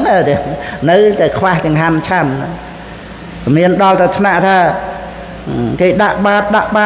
ដល់តែពេលបាតលោកគេឃើញអូលោកម្ចាស់ពេញហើយអត់សោះហ្នឹងធ្វើឲ្យភ្នែកគេមើលទៅឃើញចង្ហាន់ពេញបាតអស់ចាបណ្ណាទេញាតិញោមមើលកម្មពុទ្ធបរិស័ទយើងហ្នឹងហើយអញ្ចឹងបានសំខាន់គឺថាឲ្យតែផ្លូវបតីផ្លូវចិត្តបាននៅក្នុងពុទ្ធនោះក្រំតែបត្រៃសរណគមពុទ្ធបរិស័ទនោះក្រៃលែងណាស់ទៅហើយចាំបាច់និយាយដល់តែបត្រៃសរណគមបព្វជិតហើយសិលរបស់បព្វជិតទៀតចឹងទៅបច្ច័យ4ខាងក្រៅមិនសម្បូរអីក៏ដោយឲ្យតែកុសលធម៌ចម្រើនឡើងអកុសលធម៌សាបសូន្យទៅហ្នឹងគឺគង់នៅទៀតទៅកន្លែងហ្នឹងព្រះពុទ្ធអង្គសម្ដែងអញ្ចឹងគឺអ្នកទាំងឡាយមកបួសក្នុងព្រះសាសនានេះគឺមិនមែនដើម្បីចៃវរអីជាដើមហ្នឹងទេគឺថាកុសលធម៌ចម្រើនឡើងអកុសលធម៌សាបសូន្យទៅអាវាសហ្នឹងជាទីសបាយហើយសូម្បីមិនសម្បូរទៅដោយបច្ច័យ4ក៏ដោយហ្នឹងឯងព្រោះពឹងកុសលធម៌ហ្នឹងឯងលោកយៈលោកតរោធម្មោហ្នឹងឯងហើយបញ្ហាដែលថាយើងត្រូវដោះស្រាយចំពោះសេចក្តីស្លាប់ឧទាហរណ៍ណាគឺត្រូវអប់រំចម្រើនបញ្ញាព្រោះយើងមិនអាចទៅធ្វើម៉េចកុំឲ្យស្លាប់បានទេប៉ុន្តែត្រូវទទួលយកការពិតហ្នឹងដោយបញ្ញាកំណត់ដឹងថាមិនមែនយើងអ្នកសាងក្តីស្លាប់ហ្នឹងព្រោះជាតិបស្សមរណង្ហោតិវាជាបច្ច័យព្រោះជាតិបច្ចយាជារាមរណង្មានជាតិមានបញ្ញខណ្ឌមកពីទិដ្ឋិយើងប្រកាន់ថាខ្លួនយើងអ្នកកើតវិញ្ញាណដឹងអារម្មណ៍ហ្នឹងយើងអ្នកនៅរស់ហ្នឹងអ្នកដឹងមានយើងមានអ្នកដទៃត្រូវការអីប្រៀបផ្ទឹមគ្នាអីចឹងទៅវាយ៉ាប់អានឹងតើហ្នឹងហើយអាសេចក្តីប្រកម្មថាមានយើងហ្នឹងអប់រំសតិប្បដ្ឋានរឿយទៅធាតុដីធាតុទឹកធាតុភ្លើងធាតុខ្យល់អាកាសធាតុខាងក្រៅមិនមែនយើងយ៉ាងណាអត្តភាពធាតុដីធាតុទឹកធាតុភ្លើងធាតុខ្យល់អាកាសធាតុអត់មានអត្តាសត្វបុគ្គលដោយពិតដោយបរមត្ថតាំងពីដើមមកអត់មានយើងហើយស្រេចនៅសល់វិញ្ញាណធាតុដែលបរិសុទ្ធវិញ្ញាណធាតុដែលសុទ្ធអត់មានលាយទៅដោយរូបហ្នឹងបញ្ញាដឹងត្រឹមតែវិញ្ញាណដែលអាស្រ័យអារម្មណ៍បច្ច័យកើតឡើងព្រោះរូបជាអនារមណាធម្មាអត់ដឹងអារម្មណ៍ទេតែនាមកើតឡើងកើតតែឯងអត់មានរូបចឹងណាចិត្តចេតសិកហ្នឹងព្រោះអាស្រ័យអារម្មណ៍បច្ច័យ អញ្ចឹងសតិរលឹកបានទៅវាអត់ប្រកម្មវិញ្ញាណដែលឥឡូវហ្នឹងឯងកំពុងរស់នៅហ្នឹងអត់ប្រកម្មថាជាយើងនេះនឹងឯងដំណើរទៅព្រះនិព្វានណាដំណើរទៅដោយការដឹងហ្នឹងណាទៅព្រះនិព្វានយ៉ាងម៉េចថាគឺលះទិដ្ឋិនឹងឯងចឹងគ្រាន់តែថាមិនតាន់អរិយមគ្គមិនតាន់បានដល់ប៉ុន្តែក្នុងដំណើរទៅនឹងចិត្តគឺណាដោយវិបស្សនានឹងចឹងសម្មាបដិបទាចិត្តនឹងអរិយមគ្គនឹងឯងចឹងនឹងដំណើរទៅព្រះនិព្វានយើងត្រូវដឹងទៅព្រះនិព្វានព្រោះហាមទិដ្ឋិហ្នឹងតទាំងកបហានៈព្រះនិព្វានគឺការមិនកើតឡើងនៅទិដ្ឋិជារៀងរហូតហ្នឹងឯងមានការមិនកើតដោយអរិយមគ្គដោយវិបស្សនាហ្នឹងអត់មានដើម្បីឲ្យយើងបានអីណាគ្រាន់តែដឹងបរមត្តធម៌មិនមែនជាអត្តាតួខ្លួនយើងណាហ្នឹងឯងចឹងអាហ្នឹងដល់អញ្ចឹងសេចក្តីស្លាប់ហ្នឹងមិនត្រឹមតែមិនឲ្យភ័យទេឲ្យមានមរណសតិហើយជាបាបនៃវិបស្សនាដែលបុគ្គលចម្រើនហើយ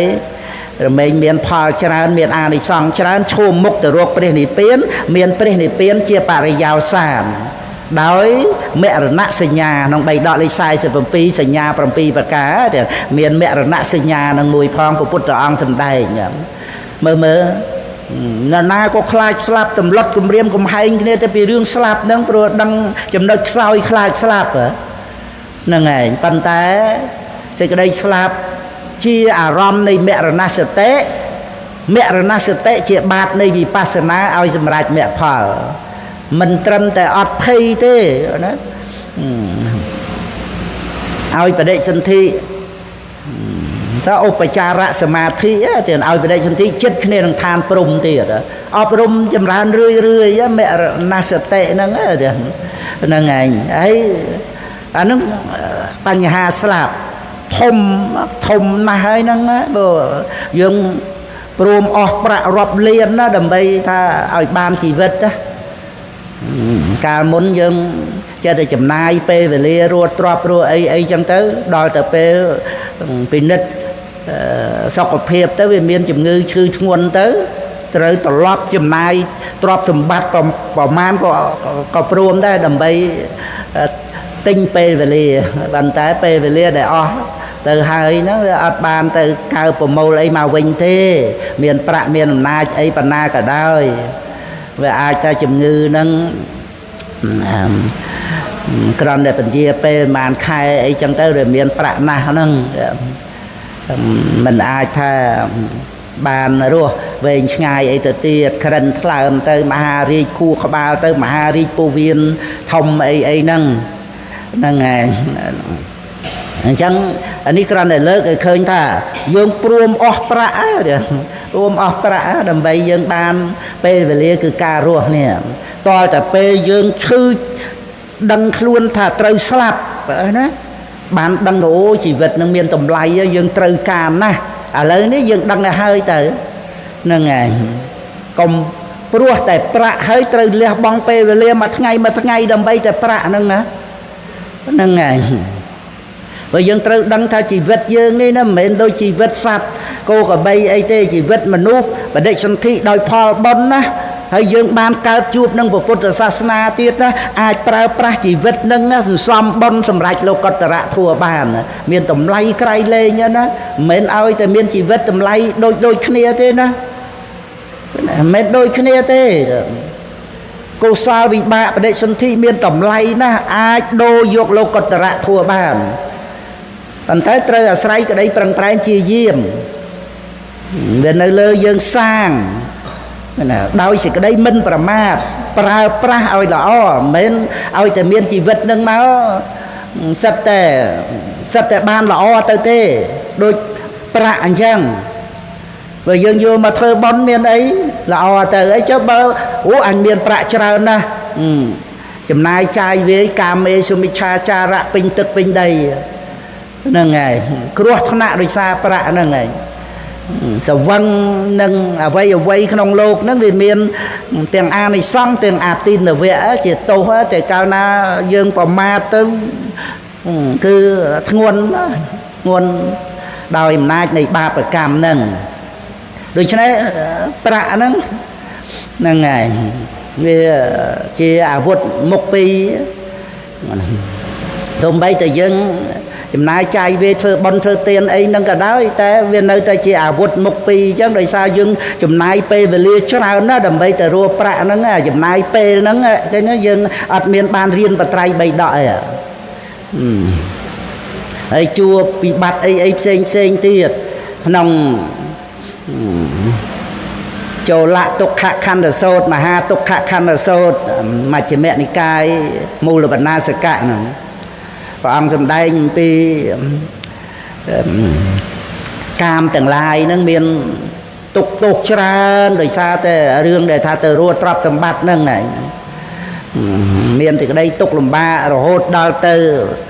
ព្រះអង្គសម្ដែងឆ្លោះប្រកែកកាប់ចាក់ទៅហើយសម្ដែងពីទរណកម្មអីផ្សេង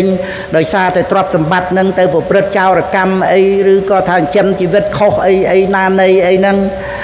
យើងមើលក្នុងបច្ចុប្បន្នហ្នឹងក៏មានធ្លាក់តាំងពីកំពូលមកហើយនៅក្នុងពន្ធនាគារអាយ៉ាប់ជាងគេអីទៅទៀតក៏តែមានដែររឿងទុកទោសហ្នឹងវាច្រើនណាស់ហ្នឹងឯងសូម្បីតែថាយើង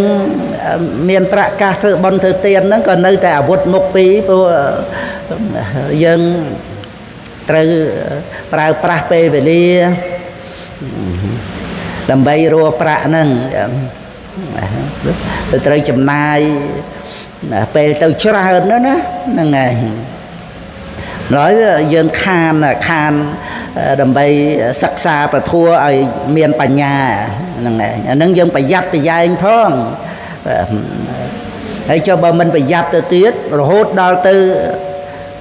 មុខតែមួយណាទៅជាឆ្នាំពឹសឆ្នាំពុលគ្រឿងញៀនគ្រឿងសវឹងបាត់បង់ស្មារតីទៅមិច្ឆាទិដ្ឋិទៅដោយសារតែសម្បត្តិមនុស្សសម្បត្តិទេវតាហ្នឹងបាត់មេហ្នឹងទៅជាគ្រោះថ្នាក់ដោយសារតែប្រាក់ហ្នឹងចឹងយើងមើលឲ្យឃើញមានទោសច្រើនណាស់ណារឿងទ្រព្យសម្បត្តិក្នុងលោកហ្នឹងជាអនេកបកាទៅ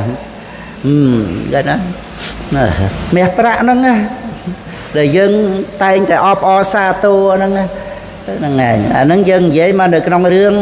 ដែលយើងត្រូវរស់នៅក្នុងសង្គមអីហ្នឹងវាចាំបាច់ត្រូវមានប្រាក់ហើយដូចពេលក្នុងលោកហ្នឹងលើកឡើងថាប្រាក់ហ្នឹងមិនមែនអ្វីគ្រប់យ៉ាងទេប៉ុន្តែអ្វីគ្រប់យ៉ាងត្រូវការប្រាក់ត្រឡប់មកវិញអញ្ចឹងហ្នឹងឯងដែលយើងត្រូវការរស់នៅហ្នឹងឯងអាហ្នឹងគឺជាពាក្យត្រឹមត្រូវប៉ុន្តែថាសម្រាប់ពុទ្ធបរិស័ទយើងវាមានការយល់មានជំរឿទៅទៀតដែលថាអ្វីគ្រប់យ៉ាងដែលយើងត្រូវការរស់ហ្នឹងវាត្រូវការប្រាក់ហើយតែគឺត្រូវមានធัวសន្តោសនេះហ្នឹងឯងមិនខ្ជិះពេលវេលាដើម្បីតែប្រាក់មួយជីវិតទៅទេហ្នឹងឯងព្រោះជីវិតហ្នឹងមិនត្រូវការអីច្រើនពេកដល់ប៉ុណ្ណឹងទេមុំតែអាចរស់បានហើយយើងមកប្រើប្រាស់ជីវិតនេះខ្លឹមសារសំខាន់បត្រៃសរណគមមានសិលមានសមាធិទទួលយកពធពីបត្រៃបីដកនេះខ្លឹមសារសំខាន់ហ្នឹងឯងនឹងដែលពុទ្ធបរិស័ទយើងមានការចេះដឹងទៅមិនបដិសេធទេណាព្រះពុទ្ធអង្គក៏សម្ដែងអដ្ឋិសុខហ្នឹងទាំងមានទ្រព្យសម្បត្តិហ្នឹងមានកល្យាណមិត្តមានកិត្តិយសគេឈ្មោះរស់នៅក្នុងសង្គមហ្នឹងអដ្ឋិប្រែតែមានហ្នឹងអ្វីដែលអាចប្រើប្រាស់បានហ្នឹងឯងហ្នឹងជាសេចក្តីសុខរបស់គរិវៈហ្នឹងភោគសុខអនៈសុខហើយពិសេសក្រៃលែងទៅគឺអនៈវច្ចសុខការងារប្រសិជ្ជៈទោសហ្នឹងឯងហើយក្នុងលោកនេះវាគ្រោះថ្នាក់ត្រង់ដែលថាក្នុងលោកហ្នឹងគឺបង្រៀនឲ្យមនុស្សមានមហិច្ឆតាហ្មងចាំបាច់ត្រូវតែមានមហិច្ឆតាត្រូវតែក្លាហានត្រូវតែហ៊ានហ្នឹងឯងអត់ត្រូវនៅដដែលទេហ្នឹងគឺការបង្រៀនក្នុងលោកហ្នឹងឯងតែដល់តែយើងយល់មកនៅក្នុងពុទ្ធសាសនាឆន្ទៈដែលជាកតកម្មយតាឆន្ទៈ រឹងរិតទៅខ្លាំងក្លារិតទៅល្អប៉ុន្តែឆន្ទៈក្នុងកុសលបំណងប្រាថ្នាហែលទៅរកកោះត្រើយអាហ្នឹងគឺមិនមែនមហិច្ឆតាសម្បត្តិក្នុងលោកទេសម្បត្តិក្នុងលោកត្រូវតែអបិច្ឆតាយៈគាត់ណាដោយសេចក្តីប្រាថ្នាតិចដោយសន្តោសអត់មានមហិច្ឆតាទេប៉ុន្តែឆន្តិកានេះកតកម្មយតាឆន្ទៈត្រូវទៅខ្លាំងក្លាក្នុងការដែល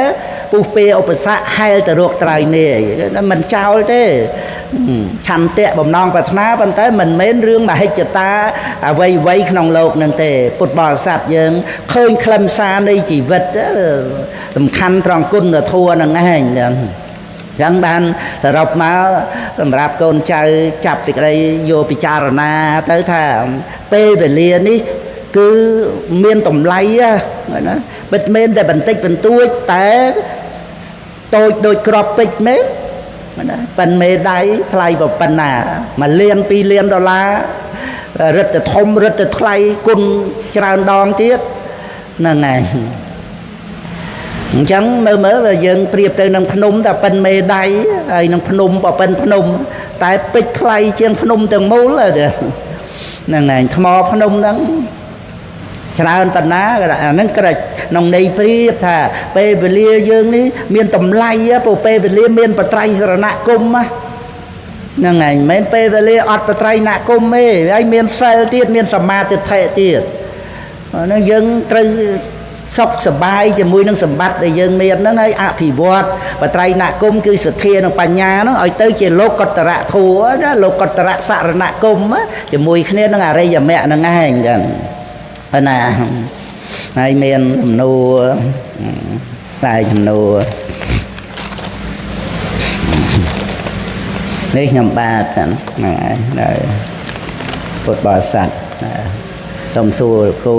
ខ្ញុំបាទធ្លាប់បានឮមកថាយើងមិនបានរក្សាសិលទេឲ្យតែយើងគឺថារស់ស៊ីស្មោះត្រង់នឹងធ្វើល្អបានបន់ដូចតែគ្នាអាហ្នឹងមតិអ្នកដែលមិនតាន់ដឹងពីតម្លៃសិលហ្នឹងហើយសំខាន់គឺសិលដែលសមាទានហ្នឹងហើយត្រូវរក្សាឲ្យបានទៅជាសីលានុសតិទៀតហ្នឹងហើយបើយើងពិតជាស្មោះត្រង់ហ្នឹងគឺយើងមានសិលសមាទានសិលតែចាំបាច់មកអែបជាមួយសិលហ្នឹងហើយដែលថាយើងអត់បានរក្សាសិលឲ្យតែយើងស្មោះដឹងយើងស្មោះរឿងអីហ្នឹងហើយស្មោះបានប្រមាណមុខហើយចង់យកទៅប្រៀបជាមួយនឹងសិលដែលព្រះពុទ្ធអង្គទ្រង់ប្រកាសសម្ដែងជាព្រះមច្ចរិយធម៌ហើយចង់មកបន្លប់អីថាមិនបាច់កាន់សិលក៏បានដែរឲ្យតែយើងស្មោះត្រង់មួយកិលេសក៏មិនដឹងស្មោះត្រង់មួយតណ្ហាក៏មិនដឹងដល់យើងស្មោះត្រង់អីខ្លះឬគ្រាន់តែបានមកមុខដែលយើងមិនបោកប្រាស់គេប៉ុន្តែផ្ទះមូហូហ្នឹងហើយចឹងហ្នឹងគឺ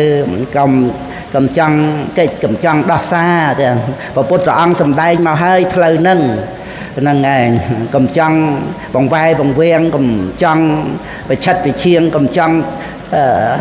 លុបផ្លូវព្រះចោលឲ្យមកធ្វើផ្លូវខ្លួនឯងអីហ្នឹងហើយហ្នឹងគឺត្រូវឲ្យច្បាស់លាស់អញ្ចឹងពាក្យមួយទៀតថាយើងមិនរក្សាឧបោសថក៏បានរក្សាសិល5ក៏បានបន់ដូចគ្នាហ្នឹងហើយអញ្ចឹងព្រះអង្គចាំបាច់សម្ដែងឧបោសថមកទៅអីហ្នឹងហើយចង់ឲ្យសួរអ្នកថាមិនបាច់សួរហ្នឹងហើយអ្នកនាំយកមកសួរហ្នឹងហើយយើងឲ្យច្បាស់លាស់ណាឧបោសថសិលណាព្រះអង្គ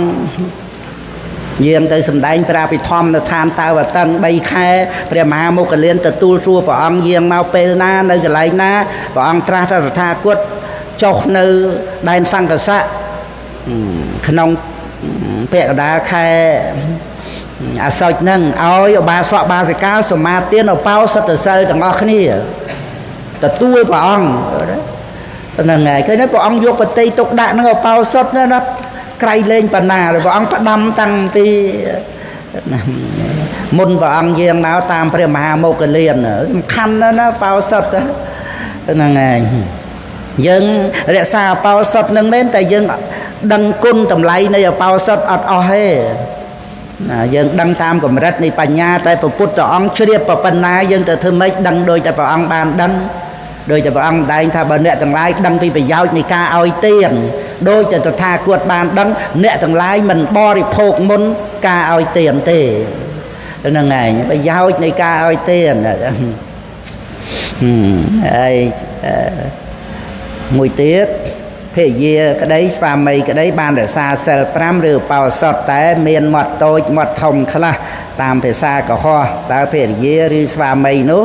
មានទោសយ៉ាងណាហ្នឹងក៏យើងសង្រួមតាមហ្នឹងទៅណាហ្នឹងហើយព្រោះជាប្រយោជន៍ក្នុងថ្ងៃឧបោសថហ្នឹងបានជាឧបការៈដល់យើងបានសង្រួមបានស្ដាប់ពធអប់រំចិត្តអនុសតិអញ្ចឹងទៅបានបំពេញអបោសថសិលព្រោះអបោសថសិលហ្នឹងគឺថាចូលទៅក្នុងចំណែកនៃនេក្ខមសិលទៅហ្នឹងហើយជាពិសេសគឺដូចវាចាកមេធនធម្មអីហ្នឹងដែលយើងជាករិយាវាមិនវាបានដូចបព្វជិតណាតែឧបោសថហ្នឹងហើយមួយខែបកតិឧបោសថក៏ព្រះអង្គគង់បជននៅក៏មាន6ដងទៅណាគេថាតេតួងទៅនឹងថ្ងៃកោថ្ងៃពេញបោកោខែដាច់ជាប់គ្នានឹងព្រះអង្គទ្រង់ជ្រាបយ៉ាងម៉េចបានព្រះអង្គប្រកាសថ្ងៃ2នឹងចិត្តគ្នាអញ្ចឹងហ្នឹងហើយមករំលងហើយថ្ងៃ5នេះគឺឃើញមានក្រោយមកដូចថាព្រះខៃណាស្របព្រះអរហន្តព្រះអង្គជ្រាបអំពីពេលវេលានឹងមាន505កើតបន្ថែមទៀតចឹងទៅដែលជ្រាបអំពីរឿងអំណាចនៃសិលហ្នឹងដែលយើងសមាទានថ្ងៃណាទៅក៏បានដែរឲ្យតែមានការវាចាបាបវាចាកាមគុណហ្នឹងឯងដូច្នេះគឺមានតម្លៃសម្រាប់ពុទ្ធបរិស័ទយើងក្នុងការគ្រប់គ្រងរក្សានៅជីវិតហ្នឹងហើយទី4តាមព័ត៌មានឃើញគេសម្លាប់គោក្របីមន្ទាជ្រូកជាច្រើនការពារមិនឲ្យមានរោគដាសាយបាសីអីជាដើមហ្នឹងមិនឲ្យឆ្លងពីសត្វទៅមនុស្សទូទៅក្នុងโลกរួមទាំងអ្នកមានសិលផងតើអ្នកធ្វើមានទោសដូចម្ដេចលោកគ្រូក្នុងឱកាសបនចម្រើនបនហ្នឹងហើយរួចហើយខ្ញុំបានរក្សាបោសិទ្ធរយៈពេល3ឆ្នាំមកនេះដោយក្តីជ្រះថ្លាបនដែលកើតឡើងជូនលោកគ្រូនៅសាធុហ្នឹងហើយយើងសាកសួរបញ្ជាក់ដូចថាសម្រាប់សត្វការពារខ្លួនណាហ្នឹងហើយបាណារិបាតនៅតែបាណារិបាតហ្នឹងហើយមិនថាសម្រាប់ការពារខ្លួនអីទេឲ្យតែគ្រប់អង្គហ្នឹងហើយតាំងចិត្តឲ្យគេស្លាប់បើថាបើអត់មានតាំងចិត្តឲ្យគេស្លាប់ទេហ្នឹងហើយដូចថាមនុស្សណាចោលណាឬនរណារត់ចូលមកអីចឹងនោះយើងការពារខ្លួនហ្នឹងគឺក្នុងន័យថាអត់មានបំណងសម្លាប់ទេលើកដៃលើកដូចថាមានដាវលំពេងអីក៏លើករងអីចឹងទៅណាអត់មានចិត្តដើម្បីឲ្យគេស្លាប់ទេស្រាប់តែគេមកមុតនឹងដាវលំពេងហ្នឹងស្លាប់ទៅហ្នឹងបានថាយើងការពារខ្លួនហ្នឹងគឺនិយាយពីច្បាប់កម្មផលរឿងច្បាប់ក្នុងโลกហ្នឹងក៏វិនិច្ឆ័យផ្សេងទៅយ៉ាងណាយ៉ាងណីតាមហ្នឹងតែថានៅក្នុងច្បាប់កម្មផលឲ្យតែយើងមានចេតនាដើម្បីសម្លាប់គេការពារខ្លួនហ្នឹងហើយអាហ្នឹងគឺវាគ្រប់អង្គ5ហ្នឹងណាបាណោបាណសញ្ញតាសត្វមានជីវិតទី2ដឹងតែសត្វមានជីវិតទី3វាមានវតិកៈចិត្តហ្នឹងដើម្បីនឹងសម្លាប់ហ្នឹងជាយាមទី4ហ្នឹងទី5សត្វក៏បានស្លាប់ហ្នឹងហើយដូចថាយើងឈឺត្រូវការឈាមទន្សាយអញ្ចឹងណា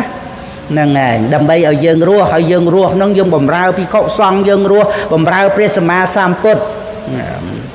អានេះព្រះពុទ្ធអង្គមិនមែនកំត្រួតឲ្យយើងទៅសម្លាប់ទន្សាយដើម្បីរស់មកបំរើព្រះអង្គនេះណាហ្នឹងហើយទៅសម្លាប់ តាណារិបាតហើយឲ្យតែមានចេតនាដើម្បីសម្លាប់ដើម្បីរក្សាជីវិតក៏ដូចជាការពារខ្លួនអីចឹងហ្នឹងឯងគ្រាន់តែថារឿងបាបវាទៅតាមអំណាចនៃកិលេសដែលជាយាមហ្នឹងដែលកិលេសខ្លាំងបាបខ្លាំងកិលេសខ្សោយបាបខ្សោយ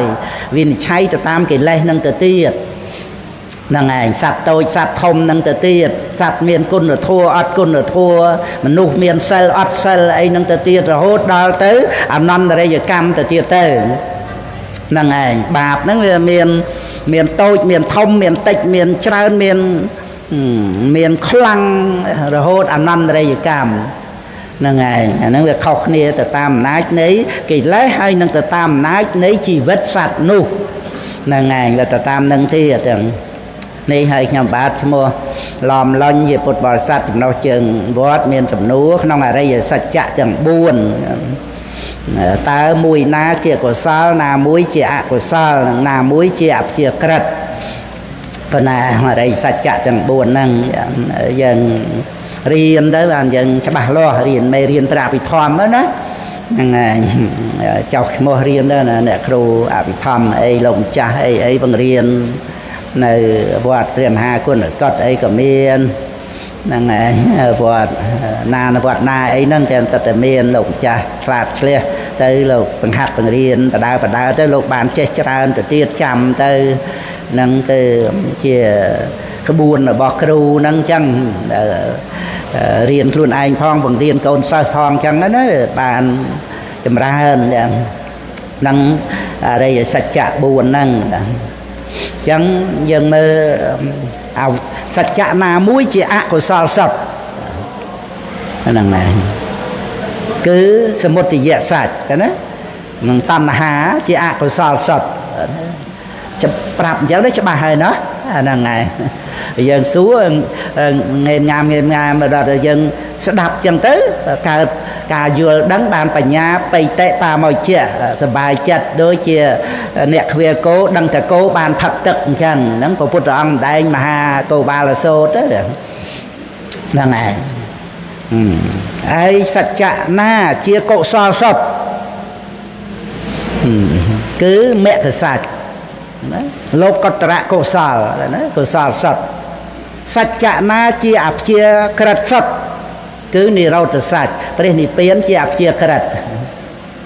ហ្នឹងហើយអញ្ចឹងនៅសល់តែទុក្ខសច្ចទេជាកុសលក៏មានជាអកុសលក៏មានជាអព្យាក្រឹតក៏មានហ្នឹងហើយ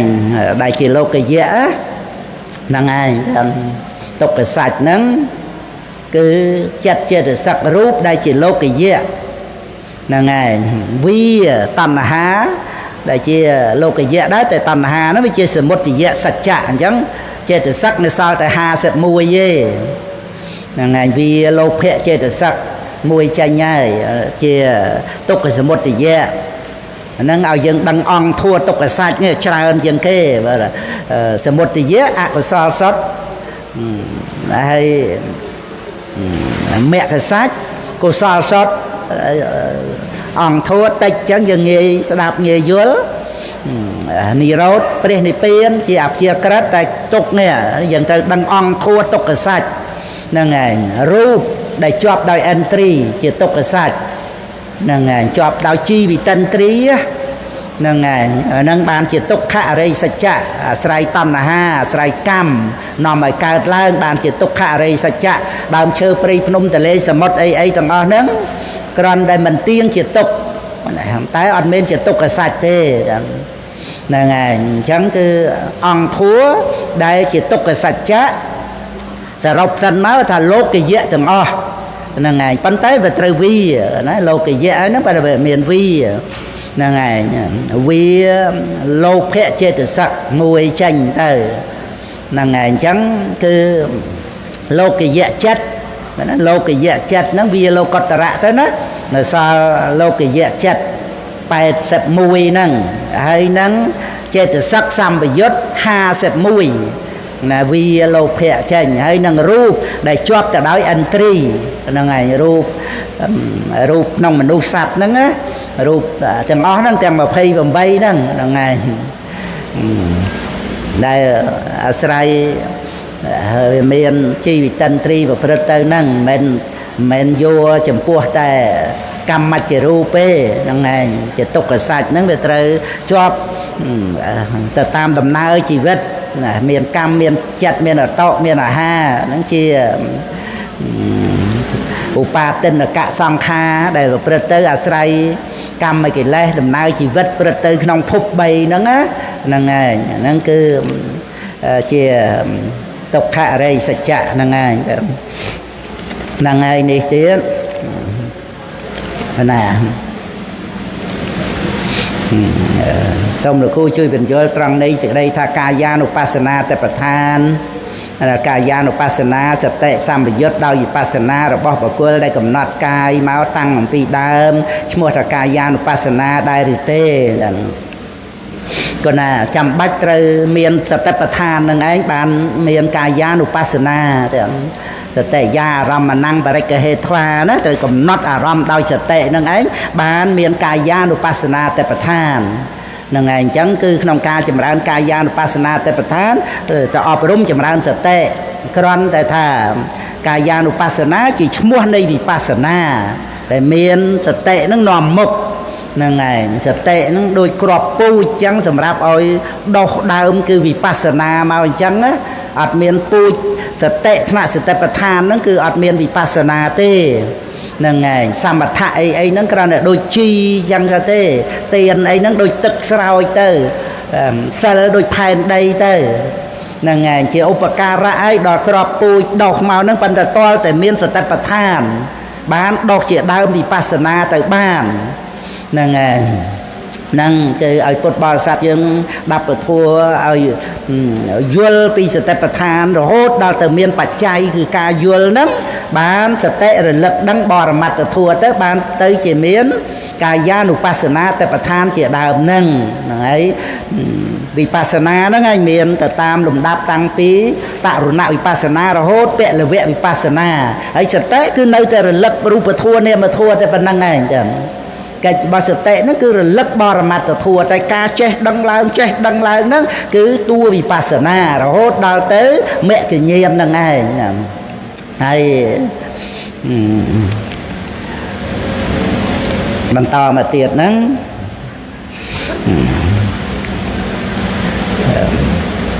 បើបុគ្គលដែលប្រកបដោយសតិនោះតើឈ្មោះថាកាយានុបស្សីដែរឬទេ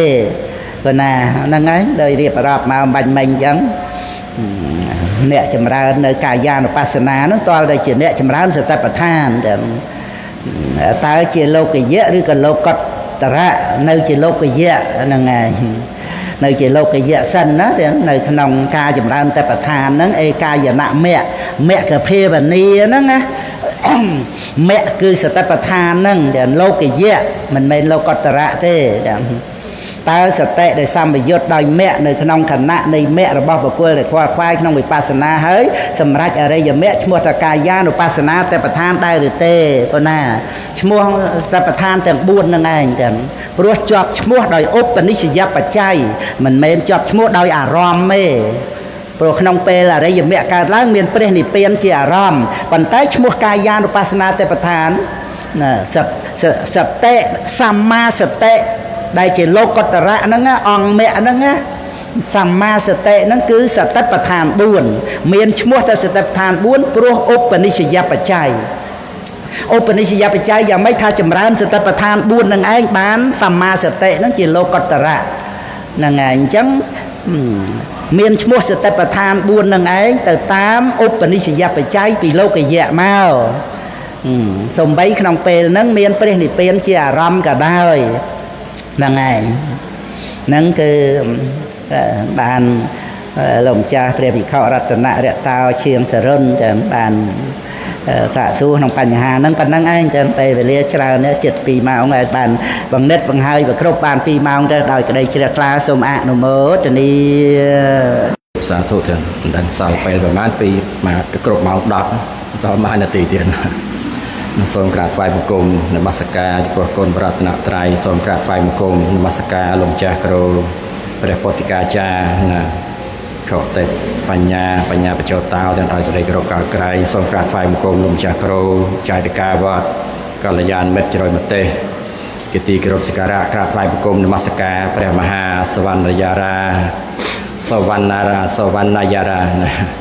ដោយសេចក្តីគោរពកោតក្រែងនិងសូមក្រាបថ្វាយបង្គំលោកគ្រូអគ្គបណ្ឌិតសន្តិញាណទាំងដោយសេចក្តីគោរពកោតក្រែងគោរពលោកគ្រូកុយសុធនអគ្គមហាបាសកគ្រូយឹមសុជាគោរពលោកគ្រូអ្នកគ្រូថយមេចាគ្រប់រូបអ្នកគ្រូកុសលបតីសូមគោរពញាតិញោមពុទ្ធបរិស័ទទាំងអស់បាសិកាលុញវណ្ណាទាំងឃើញមុខណានិងសូមគោរពញាតិញោមទាំងអស់គ្នាទៀតណាសូមអនុញ្ញាតនៅក្នុងបៃដកលេខ29ទំព័រ34លេខគ្នាប63ដែលលោកគ្រូជាម្ចាស់ប្រកាសបាញ់មិញថាឲ្យខ្ញុំរកឃើញហ្នឹងតាមโนនិវេរណសូត្រនៅក្នុងសកេតវៈទាំងណាបៃដកលេខ29ហ្នឹងនៅក្នុងសតិវៈព្រះអង្គទ្រង់ប្រកាសសម្ដែងអ្នកសពតោមโนនិវេរយេមโนយតតមេកតាំងបដាថាកថាលោកថែមសាំងមួយទៀតមโนសੰយតមេកតាំងបានយតោចបាបកាំងតតោមโนនិវេរយេហ្នឹងក៏ចម្លើយណាហើយទេវតាសាសួរអីក៏លើកឡើងថាមិនបាច់ធ្វើបុណ្យមិនបាច់ធ្វើបាបទេហាមឃាត់ទាំងអស់អាហ្នឹងបានផុតទុកព្រះអង្គថាមិនត្រូវទេគេមិនត្រូវហាមឃាត់ចិត្តគ្រប់អន្លើទេដូចជាធ្វើទាននាងទះសាមិទះសាតេសីលੰរខេសាតេនេះនៅក្នុងថកថាបាលីមានឆែកមើលពីរឃើញពីរដែរក៏មើលយកមករតនាថាពេលដែលធ្វើទានពេលដែលរសាសិលគេទៅធ្វើគេមិនធ្វើទេហើយគេសង្រួមមโนសੰយតមេកតាំងសង្រួមភ្នែកជាចំហដាកាយគឺជាបុណ្យកុសលត្រូវតែចម្រើនឡើងមិនហាមឃាត់ទេហើយបានព្រះអង្គប្រកាសសម្ដែងគេហាមឃាត់នោះយតោចបាបកាំងហ្នឹងណាបាបនោះវាកើតឡើងកាលណាហ្នឹងបានតតោមโนរិវិរិយេគេហាមឃាត់ចិត្តហ្នឹងអាចិត្តបាបហ្នឹងណាកុំឲ្យវាកើតឡើងហ្នឹងប៉ុណ្ណឹងទេណានឹងព្រះអង្គសម្ដែងនៅក្នុងហ្នឹងក៏ញាតិញោមមើលទៅឃើញហើយ329ទំព័រ34មโนនិវេរណសូត្រព្រះអង្គប្រកាសសម្ដែងចំពោះទេវតាសង្យុត្តណាសកេតវៈនឹងហើយនៅក្នុងមគ្គវៈក៏លោកគ្រូជាម្ចាស់ប្រកាសមកខ្ញុំមិនរតនេទាំងអស់ទេមគ្គនៅឋានគិកោសេដ្ឋោចសច្ចានាងចតរោបទីណាវិរិយគាសេដ្ឋោធម្មានាងទីពទានាងចក្ខកុមារហ្នឹងញាតិញោមជ្រាបហើយក៏លើកចំណុចចុងក្រោយឲ្យគ្រូជាម្ចាស់ប្រកាសនេះណាតំហេហេកិច្ចាំងអាតបាំងអខាតារោតថាកតាបដិបណ្ណាប្រមោខន្តិជាយិណោមេរៈពន្ធនីនៅក្នុងមគ្គវៈគេថាធម្មបទទេណាគឺព្រះអង្គសម្ដែងថាអ្នកចូលដុតកម្ដៅនៅកិលេសបដិបណ្ណាចូលប្រត់ព្រឹត្តដុតកម្ដៅនៅកិលេសកិច្ចហ្នឹងគឺថាកិច្ចនេះត្រូវដុតកម្ដៅនៅកិលេសតថាគតគ្រាន់តែប្រាប់ផ្លូវទេអខាតារោតថាកតាតថាគតគ្រាន់តែប្រាប់ផ្លូវទេផ្លូវហ្នឹងអ្នកត្រូវដើរដោយខ្លួនឯងបដិបណ្ណោបមោខន្តិហ្នឹងគឺថាជាយិណោអ្នកត្រូវសម្លឹងពិនិត្យដើរដោយខ្លួនឯងដំណើរផ្លូវហ្នឹងគឺអរិយមគ្គហ្នឹងហើយអ្នកដើម្បីរួចផុតអំពីចំណងរបស់មេមោខន្តិមេរពន្ធនីនេះគឺបដិបត្តិដោយខ្លួនយើងព្រះអង្គអត់ជួយបានទេប៉ុន្តែព្រះអង្គទ្រង់ព្រានបដៅណាឲ្យធ្វើដំណើរតាមផ្លូវហ្នឹងនៅក្នុងមគ្គវៈហ្នឹងក៏ចាប់អារម្មណ៍មួយហ្នឹងហើយចាប់អារម្មណ៍ដំមាហោមដែលគ្រូជាម្ចាស់ប្រកាសមកបាញ់ហ្នឹងថាណាគ្មានពេលរៀនធម៌អប់រំចិត្តនេះចាប់អារម្មណ៍សំណួរដែលគ្រូជាម្ចាស់ឆ្លើយមិនរឿងសិលនេះឲ្យតែស្មោះទៅមិនបាច់រសាសិលអានឹងដឹងស្មោះអីទេណាស្មោះនឹងអូនក៏ស្មោះទៅស្រឡាញ់ស្មោះស្ម័គ្រអីក៏ស្មោះទៅប៉ុន្តែស្មោះនឹងសិលគឺមិនសម្រាប់សត្វមិនលួចទ្រព្យគេនេះដើមនឹងឯងណាស្មោះនឹងសិលហើយបានប៉ុន្តែសូមបីសិលហើយនឹងក៏ដោយព្រះអង្គមិនបានឲ្យជាប់នឹងសិលទេព្រះអង្គសម្ដែងយូរហើយបើចង់ភ្លេចឲ្យគេថានឹងខានរំលឹកយូរហើយមើល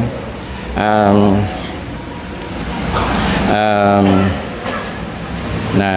អ្នកហេសីលវតាំងហេតុឧបច្ចន្តិតថាកតាអដ្ឋការាតៃនិបទាសម្ពុទ្ធេនិបកាសិតាបងសម្ដែងថាតថាគតទាំងឡាយព្រះដ៏មានពភាកព្រះអង្គទ្រង់ត្រាស់ដឹងនៅក្នុងលោកនេះទ្រង់ត្រាស់ដឹងហើយទ្ ទ្រង់ត្រាស់ដឹងជាព្រះសម្មាសម្ពុទ្ធហើយ